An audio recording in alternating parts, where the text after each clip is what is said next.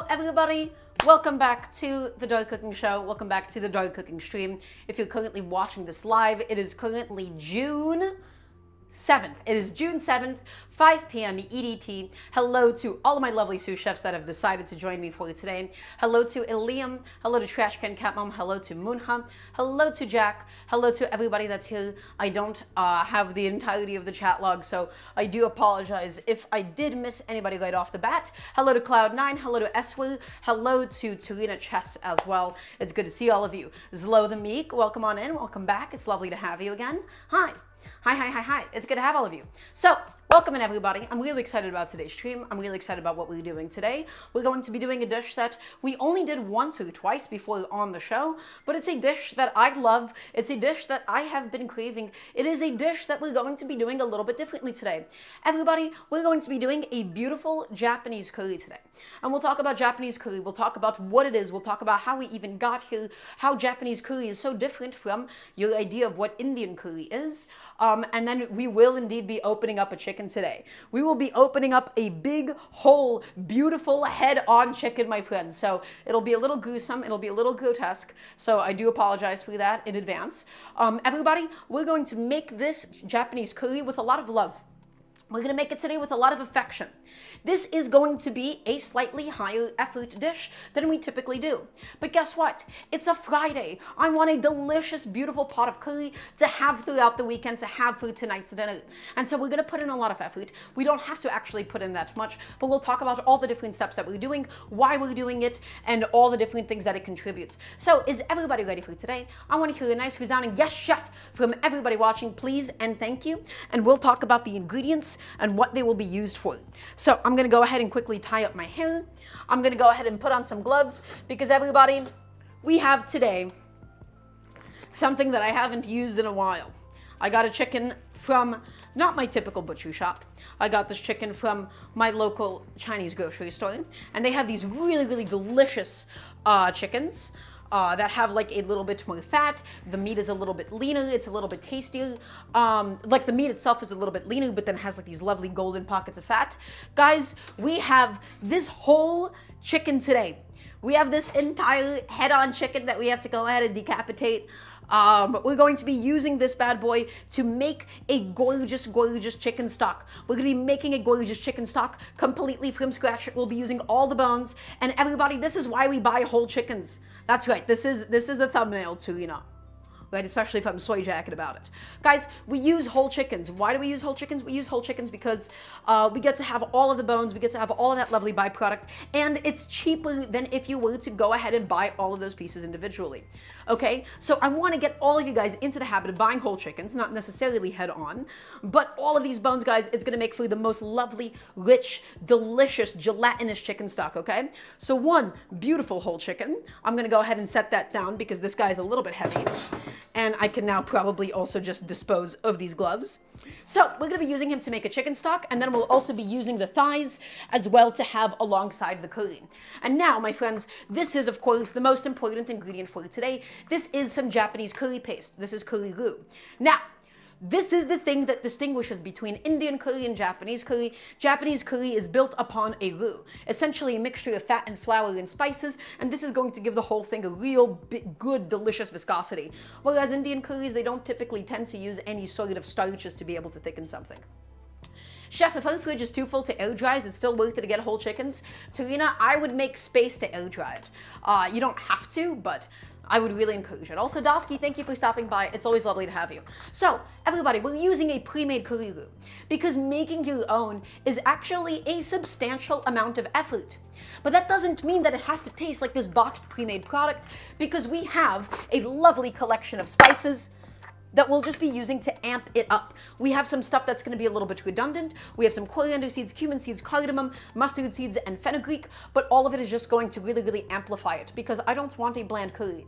Chat, do we want a bland curry? I want to hear a nice no, chef. So we have all these spices. We're going to make our own spice blend today, as usual, okay? And then we have this lovely assortment of vegetables. So, tomato in Japanese curry, is this essential? Not particularly, but I love including the tomato. It just adds to the depth depth of flavor. Next, we have some potatoes. I love chunks of potatoes and I love chunks of carrot inside of my curry. We will be doing cherry tomatoes. That's right, Munha. Okay, so I have this lovely carrot right here as well. I'm gonna go ahead and set that behind me. Everybody, we're gonna be caramelizing some onions for this Japanese curry today as well. Did the Chinese Cooking Demystified inspire you with the curry comparing video? Yes, it did, Trash Can Cat Mom. I saw that video pop up on my feed a few days ago, and I decided I wanted a Japanese curry. That is literally my inspiration. So that was crazy that you were able to guess that. So we have some onions, guys. We're gonna be doing this really restaurant style. We'll be properly caramelizing the onions. We have some ginger as well, again, because I feel like oftentimes Japanese curry, it can taste very samey. I wanna really amplify it with garlic, with ginger, make it a little bit closer to the original Indian iteration. Okay, I'm gonna go ahead and set that behind me. And then everybody, we have a few more really interesting and a few more unconventional ingredients for today. One of my unconventional ingredients for today is these chipotles. Can they like chill out outside? I have some chipotle chilies. Also, welcome on in, Trout with Clout. I have some chipotles, my friends. Now, chipotles, do they have anything to do with Japanese cuisine? The answer is not really. This is a Mexican ingredient, right? They're packed in essentially an acidic adobo sauce. Chipotles are smoked chilies, but we're gonna be including it because guys, guess what? You can be so creative when it comes to cuisine. Think about the taste. It has spices, it's smoky, it's a little bit spicy, it's really rich and fruity. This is going to go beautifully inside of my Japanese curry today. I'm really excited to be able to integrate it. Okay, so again, unconventional, but it's still going to end up delicious. Then everybody, you can't have, of course, a Japanese curry without a load of fresh scallions on top. I have some scallions here, which we'll be using. And then another unconventional ingredient, because I have it, I have some cilantro. We're gonna be using the stems in the broth. We'll be using the leaves in the curry itself, and it's all gonna work out. Can any chili be a chipotle? So John Dahlia, it is my understanding that I believe it's a dried and smoked jalapeno. So as for can any chili be a chipotle, honestly, as long as it's dried and smoked, honestly, it can function as one. So cilantro, scallions, spices, guys, we got so much stuff that we need to go ahead and do today. And it's all gonna start with a homemade chicken stock. Chicken stock is going, we caramelize the onions, we make the vegetables, we go ahead and make the spice blend as well. We sear the chicken. Whew, I got a little bit lightheaded. We have so much to do today. Is everybody ready? I wanna hear the nice yes, chef, please and thank you. I'm gonna have a little sip of water. Before we actually begin. And everybody, a little bit of housekeeping really quickly. If you haven't already done so, check out the Patreon, !Patreon. It's the best way to directly financially support the cooking show because my goal is to be able to do this full time one day. Now, my AC at the moment is not nearly cold enough. It is the summertime. I need to drop that thing all the way down, use up all the energy, make sure that this place is nice and chilly. And now everybody, we can go ahead and begin. As always, when we make homemade chicken stocks, what do I use? I use a pressure cooker. Why do I use a pressure cooker? Cerebrally, I'm gonna take that question in good faith and I'm gonna say no. This is a cooking show. I want you to please respect me. I want you to please respect what we're doing here, okay? And I would like you to learn, okay? So no, the answer is no, not at all. If you ask me something like that again, I will hit you with a ban. Is that clear? Okay, so I have my pressure cooker pot ready to go. Okay, I always use a pressure cooker to make homemade chicken stocks because it just does the job so much quicker and so much easier. Everybody, I want you to get into the habit of making your own chicken stocks. Making your own chicken stocks is really easy to do and it really amplifies the flavor. You could just make a Japanese curry just using water and that's okay too. It'll be a little bit lighter. But guys, do not use boxed chicken stock. You're mostly buying water weight and it does not have the same level of flavor that a homemade one does. It has a real canned flavor, it has a real tin flavor, and it's always so weak. Okay, so we're gonna make a chicken stock and we're actually not gonna start it out with chicken, but our vegetable scraps. What's really nice about making a homemade chicken stock, guys, is that it's a nice way of using up your existing scraps that you would otherwise throw away. In this case, I have some lovely carrots that I just scrubbed up a little bit.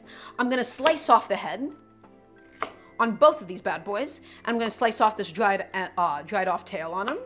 And this is gonna get added into the pot. The carrot is just gonna help keep it nice and sweet. It's gonna add in a little bit of flavor and we get to really extract the most out of this carrot instead of wasting anything. Okay, so again, another benefit of making your own homemade chicken stocks is that you get to mitigate waste. So in my carrot goes. Lovely. And then we're not gonna need these bad boys for a little bit. I'm gonna go ahead and set that behind me. Also, we will go ahead and get some onion scraps inside. Everybody, we're going to need some onion today for the caramelized onions. So all that I'm going to go ahead and do is just slice off this head. Ooh, uh-oh. Something's going on with the core of this onion. Also, hi, Kaze. Welcome on in. And as always, if anybody has any questions, please feel free to ask me. Okay, so the skin itself I'm not going to keep in because the skin tends to be a little bit dirty, right? There tends to be some dirt or some sand stuck in there. Chef, what is your favorite movie snack?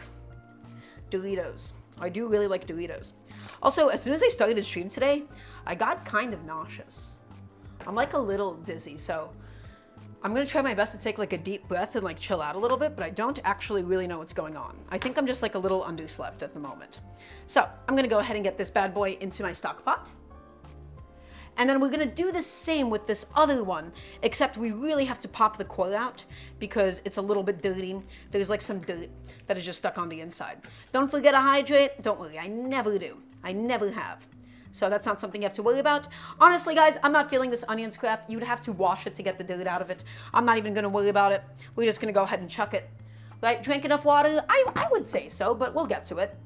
Okay, and then everybody, we also have some scallions. So another really nice way of using up the scallion root, the bottom part of the scallion that people would otherwise throw away, is to use it towards a chicken stock. Okay, so I'm gonna go ahead and take out each and every single one of my scallion whites that I already have separated.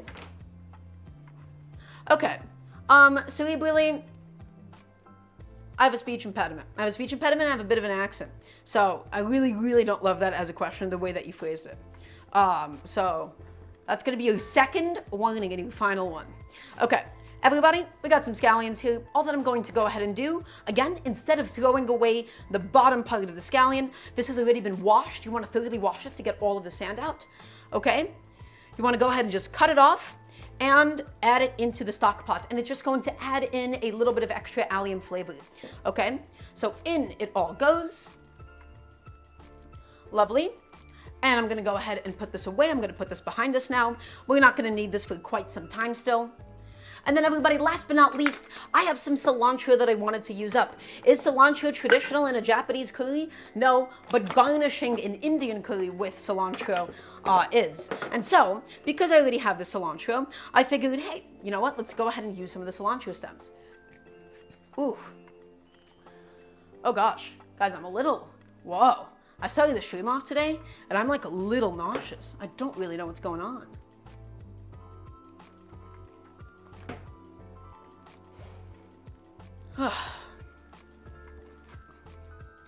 Electrolytes, I got plenty of them.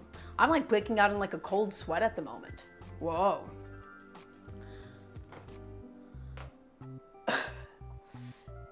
Huh. Okay, I'm gonna still keep trying to push through this. I do kind of want to take a short break at the moment. Maybe just like sit down and like chill out until this subsides. I don't really know why this is going on, but we'll just push through it. I think I'm just going to talk a little bit less so I can just focus on breathing. It's okay, guys. It's not my first time. Okay, chat with Clout. Guys, what's going on in chat? Everybody in chat right now, we need to relax. We need to relax for a second. That was a little, Okay, so I'm just gonna go through. I'm gonna go ahead and just pluck out each of my cilantro leaves. Okay, we're just gonna get it off the stems. Everybody, I don't necessarily need a break at the moment. If I need it, I'll go ahead and take one. I'm not gonna push myself through something I don't really wanna do. Okay, so we're gonna go through the cilantro. I'm gonna go ahead and just take the stems off. And once again, instead of throwing away the stems, we'll just be using it towards the final chicken stock. That's right, Tarina, I did have a little bit too much fun. I just don't think I got enough sleep last night. I think I got like 3 to 4 hours. So, not ideal for me. Cloud9, so you asked, how did Japanese curry become a thing? Was there an Indian guy that went there and taught them? So, not exactly. So it is my understanding that Japanese curry ended up happening as a result of, I would say, British cultural diffusion. That is the nicest way to say it, but in reality it was more so British cultural imperialism. And essentially what happened was, curry first became a really, really big thing in, England, right? They had a colony in India. They had like the whole like British India Korea company. And so curry ended up getting really popular there. And then with the westernization of Japan, I do believe that this is a direct British influence that happened here historically. So I'm pretty sure I read about that at some point or another. I could be incorrect, but I do think that is how it actually ended up happening. Also, yeah, Moonha, I do have a chair. Guys, don't worry about my well-being. I'll get it all taken care of. I'll get it all sorted out. Okay, I'm feeling a little bit better just by slowing down a little bit. But yeah, so that's how Japanese curry ended up, even coming to be to begin with, I think. So, going through all the cilantro, plucking off all the leaves, my friends. Selena, I will not be collapsing in a kitchen. I promise you that. I know my own limits. Right, we ended up canceling a stream before, right, when I ended up feeling a little too ill, and I know that I'm not there yet. So, going through all of this, going ahead and plucking it, and plucking it, and plucking it, until we are left with only the stems. Is it true that we use potatoes in Japanese curry? Well, Jack, it just depends if you want potatoes in there. Sometimes Japanese curry has it if it's like a really thick stew. Sometimes it doesn't. Okay? So, everybody, all of my lovely cilantro stems, I'm going to go ahead and just take it and put it into the pot. Awesome. And then the rest of the cilantro, I'm not going to use today. We're just going to use this for something else later on, probably for Sunday's show. And then these leaves we will come back to, and we'll be using this as garnish. Or we'll also finish off the curry with some of it. Okay, so I can just go ahead and grab a little plate and just set it right here, and then we can go ahead and come back to this later on. I'm sorry for being a little bit off my game today, guys. Ooh, but I do think that I'm finally feeling a little bit better. I don't know what it was. It subsided. So that's all that we can really hope for. Okay. Everybody, what do we have currently in the pot? We have, of course, my lovely cilantro stems. We have all of our different vegetable scraps. Okay. We have our vegetable scraps, we have our onion scraps, our carrot scraps, our scallion scraps. And once again, this is a really, really nice way of using up all of these existing scraps so that you don't have to throw them away, so that you can extract all of their flavor and really contribute into making a really, really nice, aromatic, delicious homemade stock. Okay, if you have to use a pre-made stock for something like this, I would recommend something like Better Than Bouillon. It's at least a little bit more cost efficient than a box chicken stock. Because box chicken stock, it's just not good. It's way too expensive for what it is. You're mostly buying water weight, and it is incredibly diluted. Okay, so my cutting board is all ready to go. I'm going to go ahead and make a little bit of space for my chicken that's about to come in. Just to make sure that I have space on my cutting board, just to make sure I have space on my table. And now, everybody, we have this big, beautiful, whole chicken that we now have to break down, and we're gonna be using all of it to make this lovely chicken stock. I'm going to go ahead and glove on up just to make this a little bit easier for myself. Oof. Yeah. He's a little bit more orange, and that just has to do more so with his diet, right? So these like chickens that seem like a little bit more orange, they seem like a little bit more yellow. They tend to be fed corn, if I'm not mistaken, right? You really, really see like these kinds of chickens, especially in Mexico. Okay. Chef, will we get those old emotes? We will, Tarina Chess. I promise we're going to get them in super soon. I just have to find the old files, and it's a little bit difficult. Everybody, I'm going to teach you how to break down a whole chicken. We have the chicken head, which I kind of want to go ahead and just kind of get rid of at the moment because it's a little gruesome. It's a little graphic, it's a little depressing. So all that we really need to do, my friends, we're gonna set down the chicken right here. I'm sorry, little guy. We're gonna make sure that he's sitting down nice and flat. And I'm just gonna go ahead and run my knife around the head, all the way around the skin, and we can just go ahead, twist it off. The beak just poked me a little bit, and there goes the chicken head. And we can go ahead and discard that. Some people use it for the chicken stock, but there's no real reason to. Okay. Also, Mallory, welcome on in. The chicken has been officially decapitated. And now, everybody, we're going to go ahead and take out this chicken neck. The chicken neck, while it does have a little bit of meat, because of how much bone it has, because of how much collagen it has, it's better off suited for a chicken stock. Okay, so we're going to go ahead and take this little guy, and same exact idea. We just take it and we make some incisions all the way around the neck skin, just to make sure that that is now nice and ready to go to just be twisted off, my friends. We take it and we twist it and we just go through all the way. We're never really cutting through bone. The neck just really, really wants to separate. So as long as you do trim off the skin and whatnot. Okay, so just make sure that that has been separated, and then you can just take it, twist the neck off, and the entire chicken neck, my friends, can now go into the stock. The only thing I'm going to do though is I will be taking off the skin, and that's because the chicken skin near the neck of the chicken is super fatty. It has a lot of extra fat, and while that might be nice sometimes, I think it might result in a stock that's a little too fatty for us today. So off with the chicken skin. I'm going to go ahead and take this lovely neck and put it into the stock pot. And now everybody, we can go ahead and proceed with breaking down this whole chicken. But first, we gotta take care of these feet for you today. Okay, we have the chicken feet still attached. So I'm gonna teach you how to separate it. Super simple. All that we're going to do is just see where the joint is. We see where the joint is, and then we go with a knife in between the joint and in between the leg itself. Okay, we can just take it and you can just snap it off nice and easy. I don't think they did a good job of draining the blood on this chicken. Okay, take it and then just slice off the foot. Super simple. Anybody can do it. Nice and easy, my friends. There you go. Off it comes. We'll go ahead and set that aside for a second. And then out here, sticking all of my tendons. This is a really, relatively speaking, I want to say this is going to be a bit of a tougher chicken than usual, but I'll show you how to clean it up, okay? So we're going to go ahead and take the second of my chicken legs, or my chicken feet that is. Take it, snap it, go ahead and just trim it off. We're just going in between the joints, my friends. We're never ever cutting through bone. Okay, if you're cutting through bone, you're typically using a cleaver or like a bandsaw or something that can just really grind through it. But in my case, just take it and slice it off, my friends, and off goes the second chicken foot. Okay, let's go ahead and clean up this chicken foot and get it ready for the chicken stock. All that we're going to need to do, guys, you see these nails? We got to go ahead and give these a little manicure. We have to just chop the nails off. You do it super close to it, and it just easily comes off. Okay? Super simple. Off it comes, and then we are left with this little chicken foot. And off with the nails on the second one. There you go. And there you go. And there you go. Lovely. Those are all of my nails, all of them gone, and now we're left with these two clawed chicken feet, my friends, and all that we're going to need to do is go ahead and put them into the stock pot for today. Chicken feet are one of the best parts of the chicken to actually make a chicken stock with. Okay, but all the gruesome stuff is now officially done. We're done declawing it, we're done taking the feet off, we're done taking the head off, I promise. It's now time for us to just butcher the chicken like normal. One of my nails ended up falling onto the table.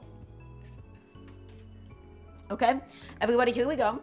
We have a lovely, beautiful whole chicken, and now we have to break this bad boy down. And we've done this a million times on the show, we've done this a million times on the stream. So all that we do, we take it, we flip it over. It still has a feather or three attached to it, which actually is a little bit concerning that they didn't do that good of a job plucking it. But again, we're not eating the tail today or anything. It's all just gonna go into the chicken stock instead. We have to go ahead and take this little guy out. Come on, he's really stuck in there. Come on, buddy. Out you go. Thank you very much. Okay, everybody, 2 wings, 2 legs, 2 breasts. We're gonna take off the wings by just going to where the wing meets the rest of the chicken. Make a little incision at the shoulder blade, essentially, pop it out, and then just take your knife and run it under it. And I'm gonna be using this entire chicken wing today for my chicken stock. I don't normally cook with chicken wings, especially because they don't have that much meat on them. And so in my opinion, these are much better off for the chicken stock. They got plenty of collagen, they got plenty of bone, and so they're gonna make it nice and rich and delicious. Okay, so off it goes. Ooh, guys, they did not do a good job of cleaning up this chicken at all today. Whoa, that's a little bit atypical. Normally they do a much better job. It still has like some of like the feather ends in there. I'm just gonna trim this up a little bit. Just gonna clean this up the best I can. Okay, because even though it's all gonna get like strained out, the idea of cooking with a feather isn't particularly pleasing for me. So I'm gonna go ahead and get that into my pot. And I'm gonna go ahead and do the second wing. Oh gosh, I hope I didn't eat something bad. I do think that's what might have happened. Okay, well that's okay. I'm gonna go ahead and make an incision on the second chicken wing. Take it, pop it out, my friends. Pop it out, pop it out, pop it out, and carve it off, and off she goes. And I'll just be going ahead and cleaning up this one. I look amazing today? Why, thank you, Jack. I'm glad that I still can, even through my nausea and everything. So I do appreciate it. Okay. Yeah, guys, they did not clean up this chicken at all today. And so all that I'm really going to do is actually I'm going to take this off for a second. I'm just going to go through and just scrape off any of like the really like topmost layer of the skin that they neglected to take off here, and just pluck off some of the feather roots. Okay. That looks a little bit better now. I'm going to go ahead and just take that and throw that into the stock pot as well. And now, everybody, we have to go ahead and break down the rest of my lovely chicken here. So we have 2 breasts. We have 2 whole legs left over. To take off the legs, it's really simple. It's really easy. All that we do is we take our knife, we make a little incision closer to the rest of the bird. Okay? Make a little incision all the way through the skin, my friends. Little incision. Take it, flip it on the breast side down, make that incision on the skin all the way through so it doesn't tear, and pop out the joint, everybody. Pop it out. We're never going through bone. It's all nice and easy. Okay? And then take it, include the oyster, and just slice it, my friends. Take off that chicken leg. Anybody can do it. The job is really simple. The job is really easy. Off goes my entire chicken leg, and I'll be doing the same exact thing with this one. So take it, we make a little incision. We make an incision, we make it all the way around the skin, just so that we can go ahead and pop out the rest of the leg. Chef, since you never go through bone, as far as I've seen on stream, do you even have a bone cleaver? I do not have a cleaver at all, actually. And that's just because I find them a little bit clunky to use. I find that they're often a little bit too big for me. But I don't necessarily even have a dedicated cleaver for such a task, because I've never necessarily needed to. So, gonna go ahead and take it, guys, flip it over, and once again, all that we're doing is we're just basically peeling the meat off, peeling it off, and off goes my lovely chicken leg. Okie dokie. What are we left with, everybody? We're left with the breast, and we're left with the rest of the carcass. And this carcass is going to go towards the chicken stock and make it really aromatic and really flavorful and delicious. So let's go ahead and gently peel off my chicken breasts. You have your breastbone running right down the middle of it. My chicken might be a little bit longer than yours because, again, this is a different breed of chicken than you typically see in most Western supermarkets. I'm going to go ahead and just quickly take off these little clumps of fat because I don't want my stock to turn out to be too oily. Okay, everybody take your knife. We're going to go on either side of the breastbone and just make a nice confident incision all the way through to the end of the skin. And then we make an L-shaped cut all the way through. And now all that we need to do, we've made that cut. All that we go ahead and do, we just take it and we basically peel the meat off the bone, my friends. You peel it off. We're just using our hand. We're just using our thumb. We're just peeling it off all the way until it all eventually just slides on out. And you can see that the breast, that the tender is sitting right under the breast. It's just so ready to come off. It is so simple. It is so easy to do. Go ahead and take it and just keep pulling it off, everybody, until we can just go ahead, take it, and slice the chicken breast right off. There you go, just a couple of tendons there. My chicken tender ended up falling out. That's okay. I'm gonna go ahead and put it right here. And what do we got here? What part of the chicken breast? Ooh, this is a really thin chicken breast. Yeah. Oh, guys, this guy is tiny. Look at him. He is super thin. He's super petite. Has a beautiful color to him. Okay, there you go. Gonna go ahead and just set that aside. And we're gonna do the same exact thing with this chicken breast, guys. Take it, make that incision all the way through, and then take it, and then we just go ahead and we make another L-shaped cut all the way through to the end of the skin. And now, my friends, we just begin peeling off the meat. Also, underestimated monkey, welcome on in. It is lovely to have you. Take it and just peel it off. Peel it off. Get all of that chicken off, my friends. Okay? And just keep going. It's all gonna naturally wanna slip out, I promise. Just take it, keep it peeling. There you go. And now, once again, the chicken tender ended up falling out. Why is it so orange, chef? Probably because it was fed some corn. Typically, the chicken is actually quite orange today. It's not just the camera. But it does have to do with the specific breed of chicken, right? The specific breed, and also because I do believe it was corn fed. Okay, and take it and just go ahead and slice off that breast, my friends. Now, we have been left with this lovely chicken carcass. All that we can go ahead and do, we have some guts in there, we have some organs, we have like some liver. We're not gonna really need to use this today. It's not gonna be that good in chicken stock. Excuse me. Chef, is this a special chicken for curries? Not particularly, Tarina. It was more so just that I was already in my Asian grocery store and these were the chickens that they had. And so that's why I decided to buy for today. All I'm gonna do is I'm just gonna split the tail from the rest of the carcass just so that it can really, really easily fit inside of my stock pot, because otherwise it'll just take up a lot of volume and not be entirely submerged. So chicken carcass, chicken backbone, all of it going inside into my stock pot. Lovely. And then everybody, last but not least, there's one more step that I want to do, which is I want to get my chicken thighs ready to go for today and get the chicken thigh bone out. So everybody, are we watching? I want to hear a nice yes, chef. We have a beautiful whole chicken leg. All that we're going to do, we follow this fat line. Look at this fat line. You see that fat line? Just trace it, just go down, and then you will have a beautiful chicken leg and a beautiful chicken thigh. Do the same exact thing with this one. Take it, find the fat line, and just trim it down.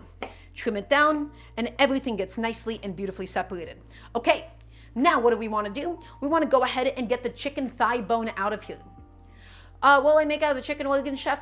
Well, Jack, I'm actually tossing them away for today. I'm not going to be using them for today's purpose, but chicken livers make for a very, very beautiful, delicate pate, usually. So, chicken thigh. We got two of these bad boys. We have a bone running through it. So, here's all that we do. We hold the bone, and we make a little incision, just using the tip of a knife, everybody. Tip of the knife as close to the bone as possible. And we do this on either side. Also, thank you so much to MF Salad for the sub. Thank you, thank you. Hope you're having a beautiful day today. All that we're doing, everybody, we're just making little incisions all the way through. Little incisions, and we're opening up this chicken thigh bone that is sitting under. Just keep going, keep going, keep going. Really simple, and the only thing that you guys need is just a really, really sharp knife. You really want to have something like a petty knife, something like a paring knife, ideally a boning knife, because those are going to do the best job. Using a chef's knife is a little too clunky, so you can't actually like navigate it nearly as easily. Okay, so almost done, everybody. Come take a look. All that happens now is we basically just peel the rest of the meat off. You take it and you peel it off, peel it off, peel it off, and you pop it all out. And we're left with the chicken thigh bone, and that goes into the stock. And we're gonna do the same exact thing with the second one. Take it and peel it, my friends. Just peel it on either side of the chicken thigh bone. That's one side, and that's the second side. Just pop it out.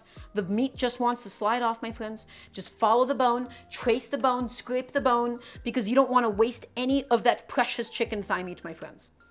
Why debone it if you're going to make a stock? Really good question. So the thigh meat itself is just going to go ahead and get roasted. But it's because I really, really want to make sure that I make it as easy as possible for people to eat. I don't like serving bones. I don't love serving things with like something that's inedible inside of it. And we get to go ahead and make the most out of the chicken thighs, or the chicken thigh bone, by repurposing it inside of the chicken stock itself. So it makes it easier to eat later on because we'll be roasting the chicken thigh, and then we get to go ahead and make sure that we don't just waste it. Jack, I have no idea what you're asking me. Oh, you want me to make it into an emote? No, thank you, Jack. I'm not particularly interested in doing such a thing. So take it, everybody, and continue to scrape off all of the meat from the bone. Go ahead and pluck it off. This one was a little bit more wasteful, but this is just going to go into the stock pot. The breast meat will not be for today. The breast meat will be for a later day. For today, though, we'll only be using these lovely deboned chicken thighs. So, my chicken bones are all effectively inside of my stock pot. Now, everybody, we'll do a little bit of a recap session as to everything that we put inside. So let's go ahead and take a look. So inside, what do we have? We have my vegetable scraps, my cilantro stems, my onion scraps, my scallion scraps, and my carrot scraps. Additionally, we have the entire deboned chicken alongside the chicken wings, the chicken backbone, the chicken breastbone, as well as the chicken feet. And we're gonna make a delicious homemade chicken stock, guys. It's gonna be flavorful, it's gonna be rich, and it is gonna be lovely. So, high pressure for about 50 minutes or so, or as long as your heart desires. Take it, set it, and we can go ahead and move on with everything else that we need to do.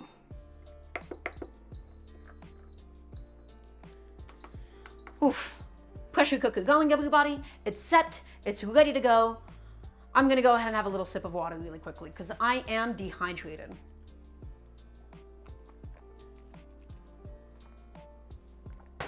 Yeah, guys, I don't know why I'm so nauseous today. Whoa. It's like hitting me pretty hard at the moment. I think, actually, I'm gonna go ahead and sit down for a little bit. I'm gonna take this stool. I'm gonna like sit down for a second, okay? Not exactly the best camera angle. I can't really adjust it at the moment or anything, but I think this works. Howdy. I'm not small, okay? It's just purely my camera angle and my framing. Okay, we're gonna just take a second to chill out, to breathe a little bit. I have been like, guys, it is like 64 degrees Fahrenheit in my room at the moment, in my living room, in my kitchen, and I am like sweating. Food poisoning, Cloud9, I think I might have. I went out for some shumai today for lunch.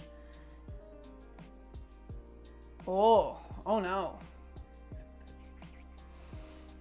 But if it was food poisoning, then I feel like the symptoms would be a little bit worse.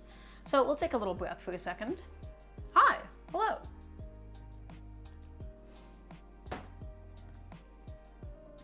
This sucks. I really was excited about today's stream. I was really excited about just getting everything done today, but it seems like life has had some other plans for me at the moment. I think it's the weather, like it's cold. Like I made my living room cold, and yet I'm still like actively like sweating.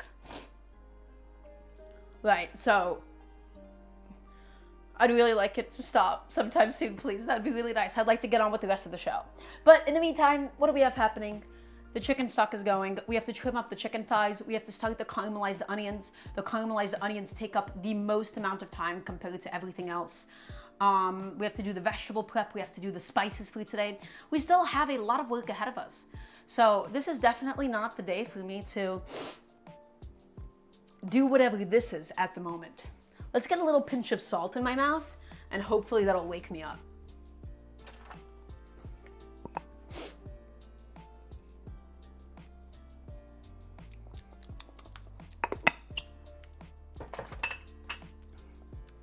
I guess you just have to push through it. I believe I do underestimated monkey. Underestimated. Why do I struggle with that word so much? Underestimated monkey. There you go. Hi. Howdy. Okay, a little bit embarrassing, a little bit off for today, but that's okay. I'm gonna go ahead and tie up my hair again, just to go ahead and get that out of my back. And now let's go ahead and finish trimming up those chicken thighs. We're gonna push through it, guys. We're gonna make it happen still. And if it gets any worse, then we might actually have to end up calling the show. So, Munha, you said that herbal tea helps. I found out that I am allergic to chamomile tea. I realized that chamomile tea was also making me nauseous, and I stopped drinking it a few months ago, funnily enough. Okie dokie. So, everybody, we have my lovely chicken thighs. And so the only thing I want to go ahead and do, I want to feel for a little bit of cartilage. Because that cartilage, guys, it's just going to be tough. It's going to be crunchy. It's not going to be what you want to bite into at all. This is basically leftover from when we separated the leg and the thigh. So all I'm going to do, I'm going to take my knife. I'm going to run it through, feel for that hard lump, take it and cut it off. Beautifully done. Nicely trimmed. Look at this bad boy. And now once again, just feeling it, no other hard lumps to be found. Let's go ahead and do the same thing with this one. Take it, trim it off. Beautiful. And that is now 2 perfectly trimmed chicken thighs.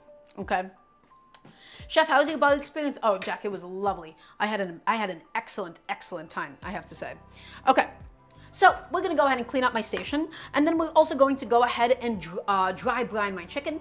Serena, thank you for being here. It is always, always lovely to have you. Everybody, I feel it subsiding. I'm no longer sweating. Oh my God, wow, I feel it actually like subsiding in real time. Okie dokie.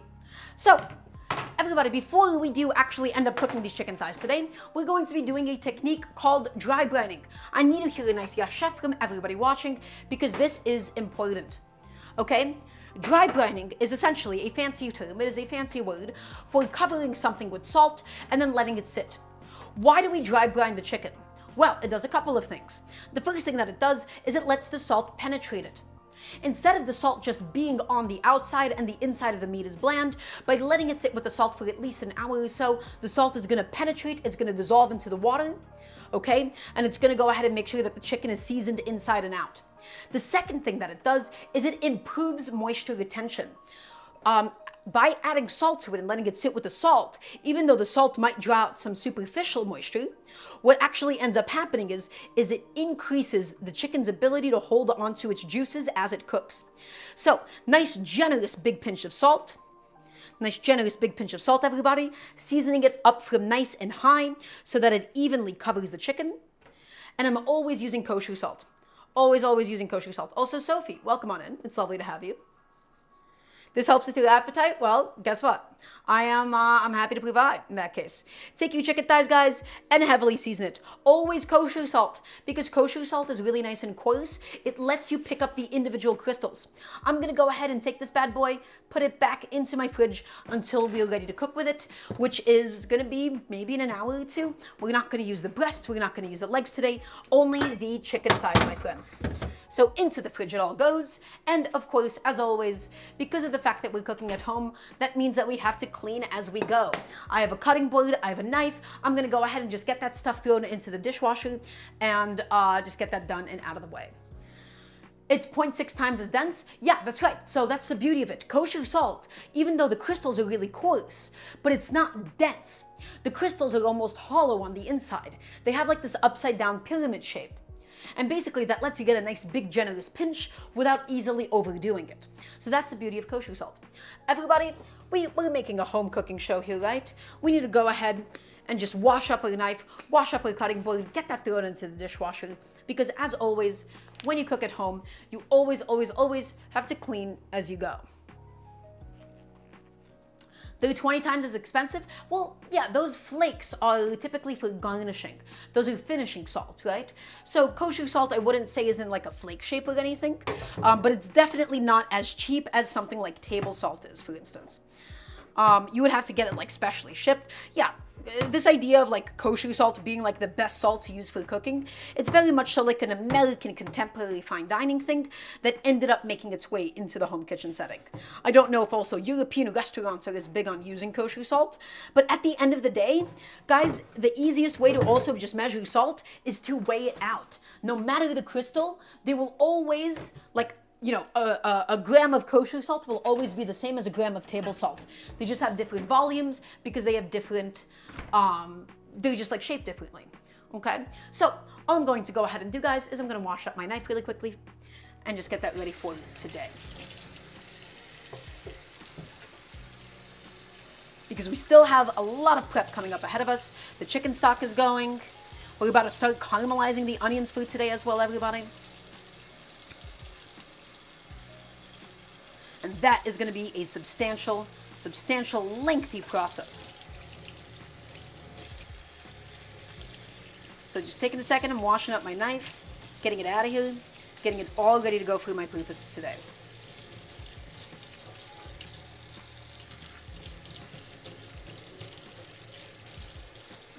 I might have just eaten something that didn't actually agree with me.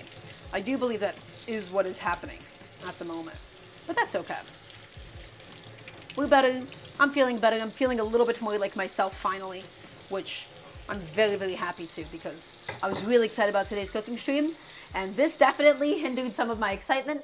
I'm going to go ahead and wash off my bench scraper really quickly.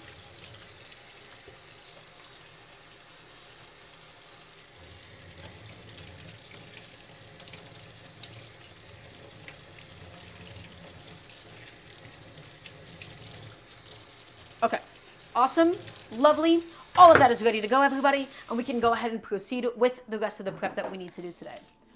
What is iodized salt, and is it better than sea salt? Iodized salt is essentially salt that's been treated with iodine, Jack. So iodine is just like a chemical. It's used as an antibacterial agent, and then iodine is also an essential nutrient. And I believe the government started just like sort of putting iodine into like table salts at some point or another. It was like an FDA ruling because people were having like an iodine deficiency. So it's just like a little, I guess not a chemical per se. I think it's like some sort of rock. I don't actually exactly know what iodine is. Okay.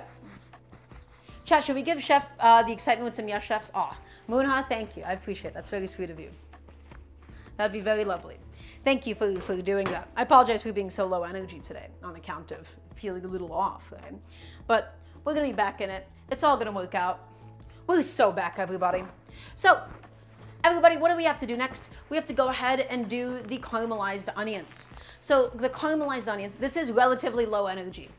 It is. So, caramelized onions. These are essentially onions that have been browned and sauteed for upwards of 40 minutes. Caramelized onions are a real proper commitment. But by cooking the onions low and slow for that long of a time, what ends up happening is we get this beautiful sweet onion jam, essentially. You get all of this incredible, delicious, nutty flavor, my friends. It has so much depth. It has so much oomph. Okay, and it's so much better than a plain old sauteed or even a golden onion. And so this is a bit more of a restaurant thing that you would see. Like this is a bit more of like a restaurant Japanese curry technique. But I love it. I love the sweetness that it adds. I love the nuttiness that it adds. And while it's caramelizing, we'll have plenty of time to do everything else that we need to for today. I'm just emptying out my waste bowl. And now, guys, we can go ahead and just get it all ready to go. So my cutting board is all set up. All set up, all ready to go. I'm gonna go ahead and get my lovely little onions. And so I'm just using these 2 small to medium onions for today.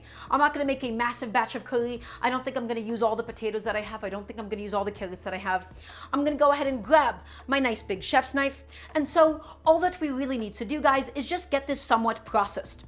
Okay, the beauty of a caramelized onion is that it cooks down for so long that the way that you cut it doesn't actually entirely matter. Okay? Yeah, that's right, Sophie. It was a long night. I was up until 1 a.m. yesterday. So, we're out until 1 a.m. I slept at 4. So, it was, yeah.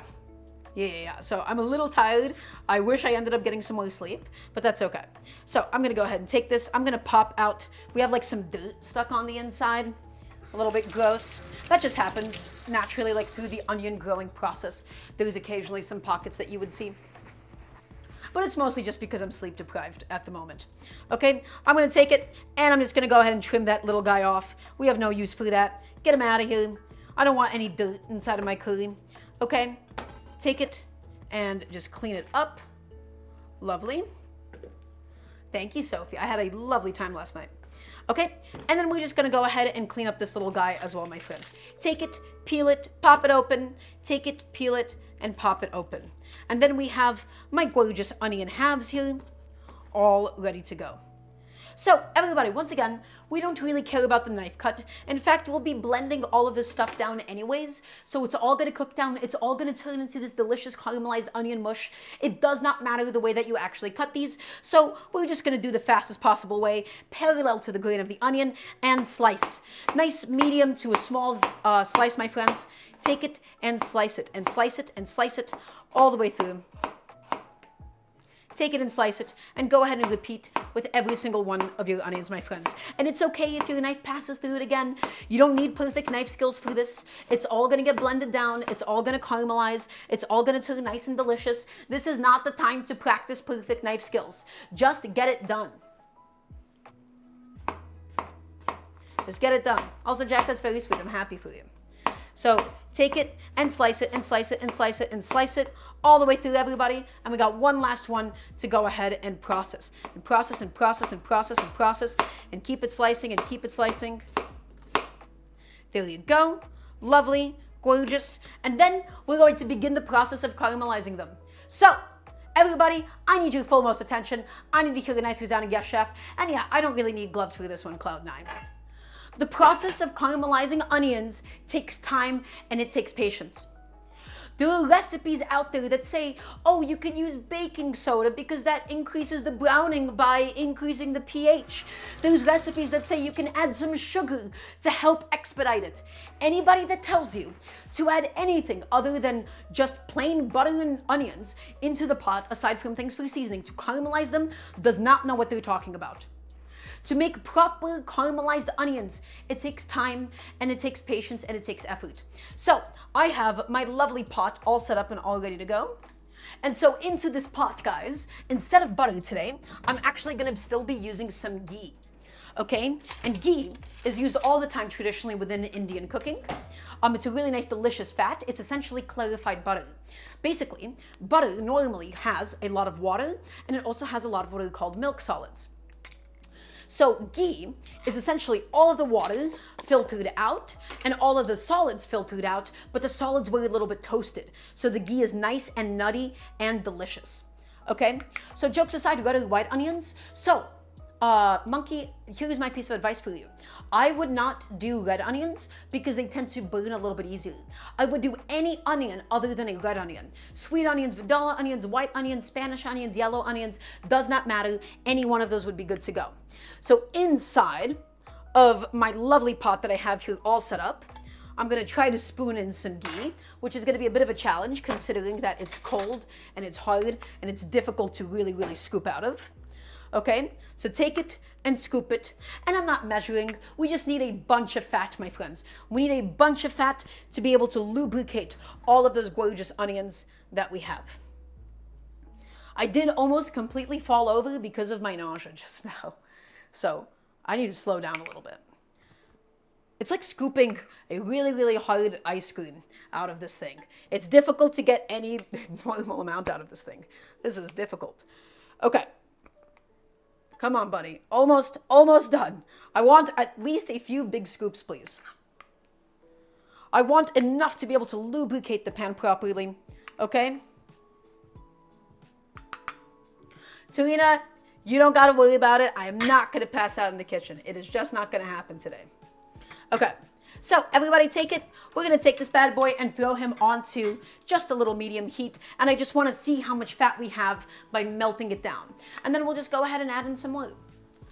So, Monkey, ghee and clarified butter are not the same thing. Okay. Ghee is toasted clarified butter essentially, and clarified butter, while used interchangeably with ghee, they're not actually the same thing at all. Ghee, again, the milk solids are toasted. Clarified butter, it's just filtered out. So ghee is a little bit nuttier. Ghee has a little bit of extra flavor inside of it. Ginger and peppermint help with nausea. Thank you, Valina Woods. I do have some ginger, but I don't like ginger when I'm nauseous. It actually makes it worse for me. Am I using a pot instead of a pan so I can use it for the curry later on? That's right, Sophie. It's all going to be happening all inside of the same pot here. So we're going to add in even more of this ghee because I looked inside and I decided that that was not enough for today. So just take it and scoop a little bit more in, and take it and scoop a little bit more in, my friends. Okay, so for caramelized onions, we don't actually need this oil to be hot. All that we're going to do, guys, is we're just going to directly add in the onions. And let me explain to you why. We directly add in the onions because this process is going to take a long time. We need to first collapse the onions, release the liquid, evaporate the liquid, and then caramelize those onions slowly. With the amount of liquid that onions have, they normally would not caramelize in the process of 5 to 10 to 15 minutes. You first steam them. You first just hit them with a lot of heat. You first just collapse them, salt them, and then we can begin the process of caramelization. So everybody, buckle up. This is going to be about 30 minutes of pure caramelization. And you really want to go through this if you want to have proper ones. Now, if you just want some golden onions as well, if you just want some sauteed onions, that's fine. That'll only take 15 to 20 minutes. But for proper, beautiful caramelized onions, my friends, it's going to be a lot of love and a lot of effort. So, onions, barely hot fat. It doesn't need to sizzle like that at all. That is just not essential. I dropped a few onion pieces. We don't even need to stir this, guys. We don't need to do anything to this. all that we need to do, we're gonna hit it with some salt. Why do we hit it with salt? We hit it with salt because it's gonna help pull out some of the liquid. Salt goes in. Don't even worry about mixing this, my friends. Don't worry about mixing it. And then we'll go ahead and take the lid and just slap it on. So why are we putting a lid on if the goal is to caramelize it? If the goal is to evaporate the liquid, why do we put a lid on? It's because the lid traps the steam. And by trapping the steam, you expedite the process of collapsing the onions, my friends. All that we'll do, we'll just take it, give it a little shake, and the sizzling is gonna die down. It's gonna stop sizzling, it's gonna stop sauteing, it's gonna start boiling, but we just wanna release all that liquid. By putting a lid on, we just accelerate the process of steaming it. Opinion on using salted butter versus ghee and salting yourself. So Sophie, I would just use a ghee for this because the butter burns easily. By using regular butter, which is traditional for caramelized onions, you do increase the risk of burning it because of all the milk solids that are present. Okay, so I mean, as for salted butter versus unsalted, I always use salted butter because I like having butter that I can spread on bread. Otherwise, I don't really buy into this whole like, oh, professional chefs use unsalted butter to control it. It's not that big of a deal. Okay, the only thing I'm gonna do is I'm just gonna make sure that everything is getting nice and evenly steamed. And guys, just slap that lid back on, release that liquid, release that moisture, have all of it just expel and come out of it. Okay, I'm gonna go ahead and just take a little rinse on my knife here, get all those onion juices off, and then everybody, we can proceed with all the million other little tasks that we have to do today. With, Jack, I'm not sure what you asked me. I'm not sure what you're trying to get at. So, again, traditionally you would use butter for something like caramelized onions. I'm using ghee because it makes it, first of all, a little bit closer to a traditional Indian curry, which we'll be doing as well by amping this up with a lot of different spices. And then what it also effectively does for us, guys, is, you know, it just doesn't burn as easily. I already have it. It's a little bit more functional. It's going to contribute a really nice, delicious, nutty taste. Okay, and it'll be delicious. So, taking my knife, wiping it off for a second. Can you combine ghee with olive oil or pork fat? Jack, absolutely you can. That is entirely up to you. The choices that you make in terms of combining fats, you can mix and match any fat that you would like. I love combining olive oil and butter, especially for like a pasta, right? So, Jack, there's very little times in cooking where you objectively can't do something.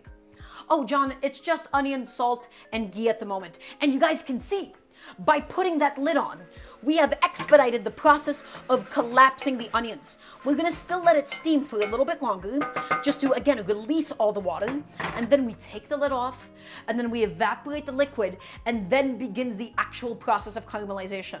It's gonna be a process, you're gonna need some patience, so buckle up, everybody, okay?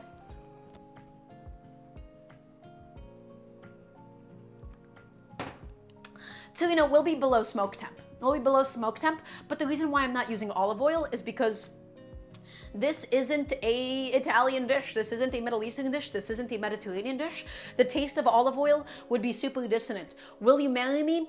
Cerebrally underdeveloped? Unless you're a 40-year-old woman that's really, really mean to me, I don't think I'll marry you. I put out the bat signal. Anyhow.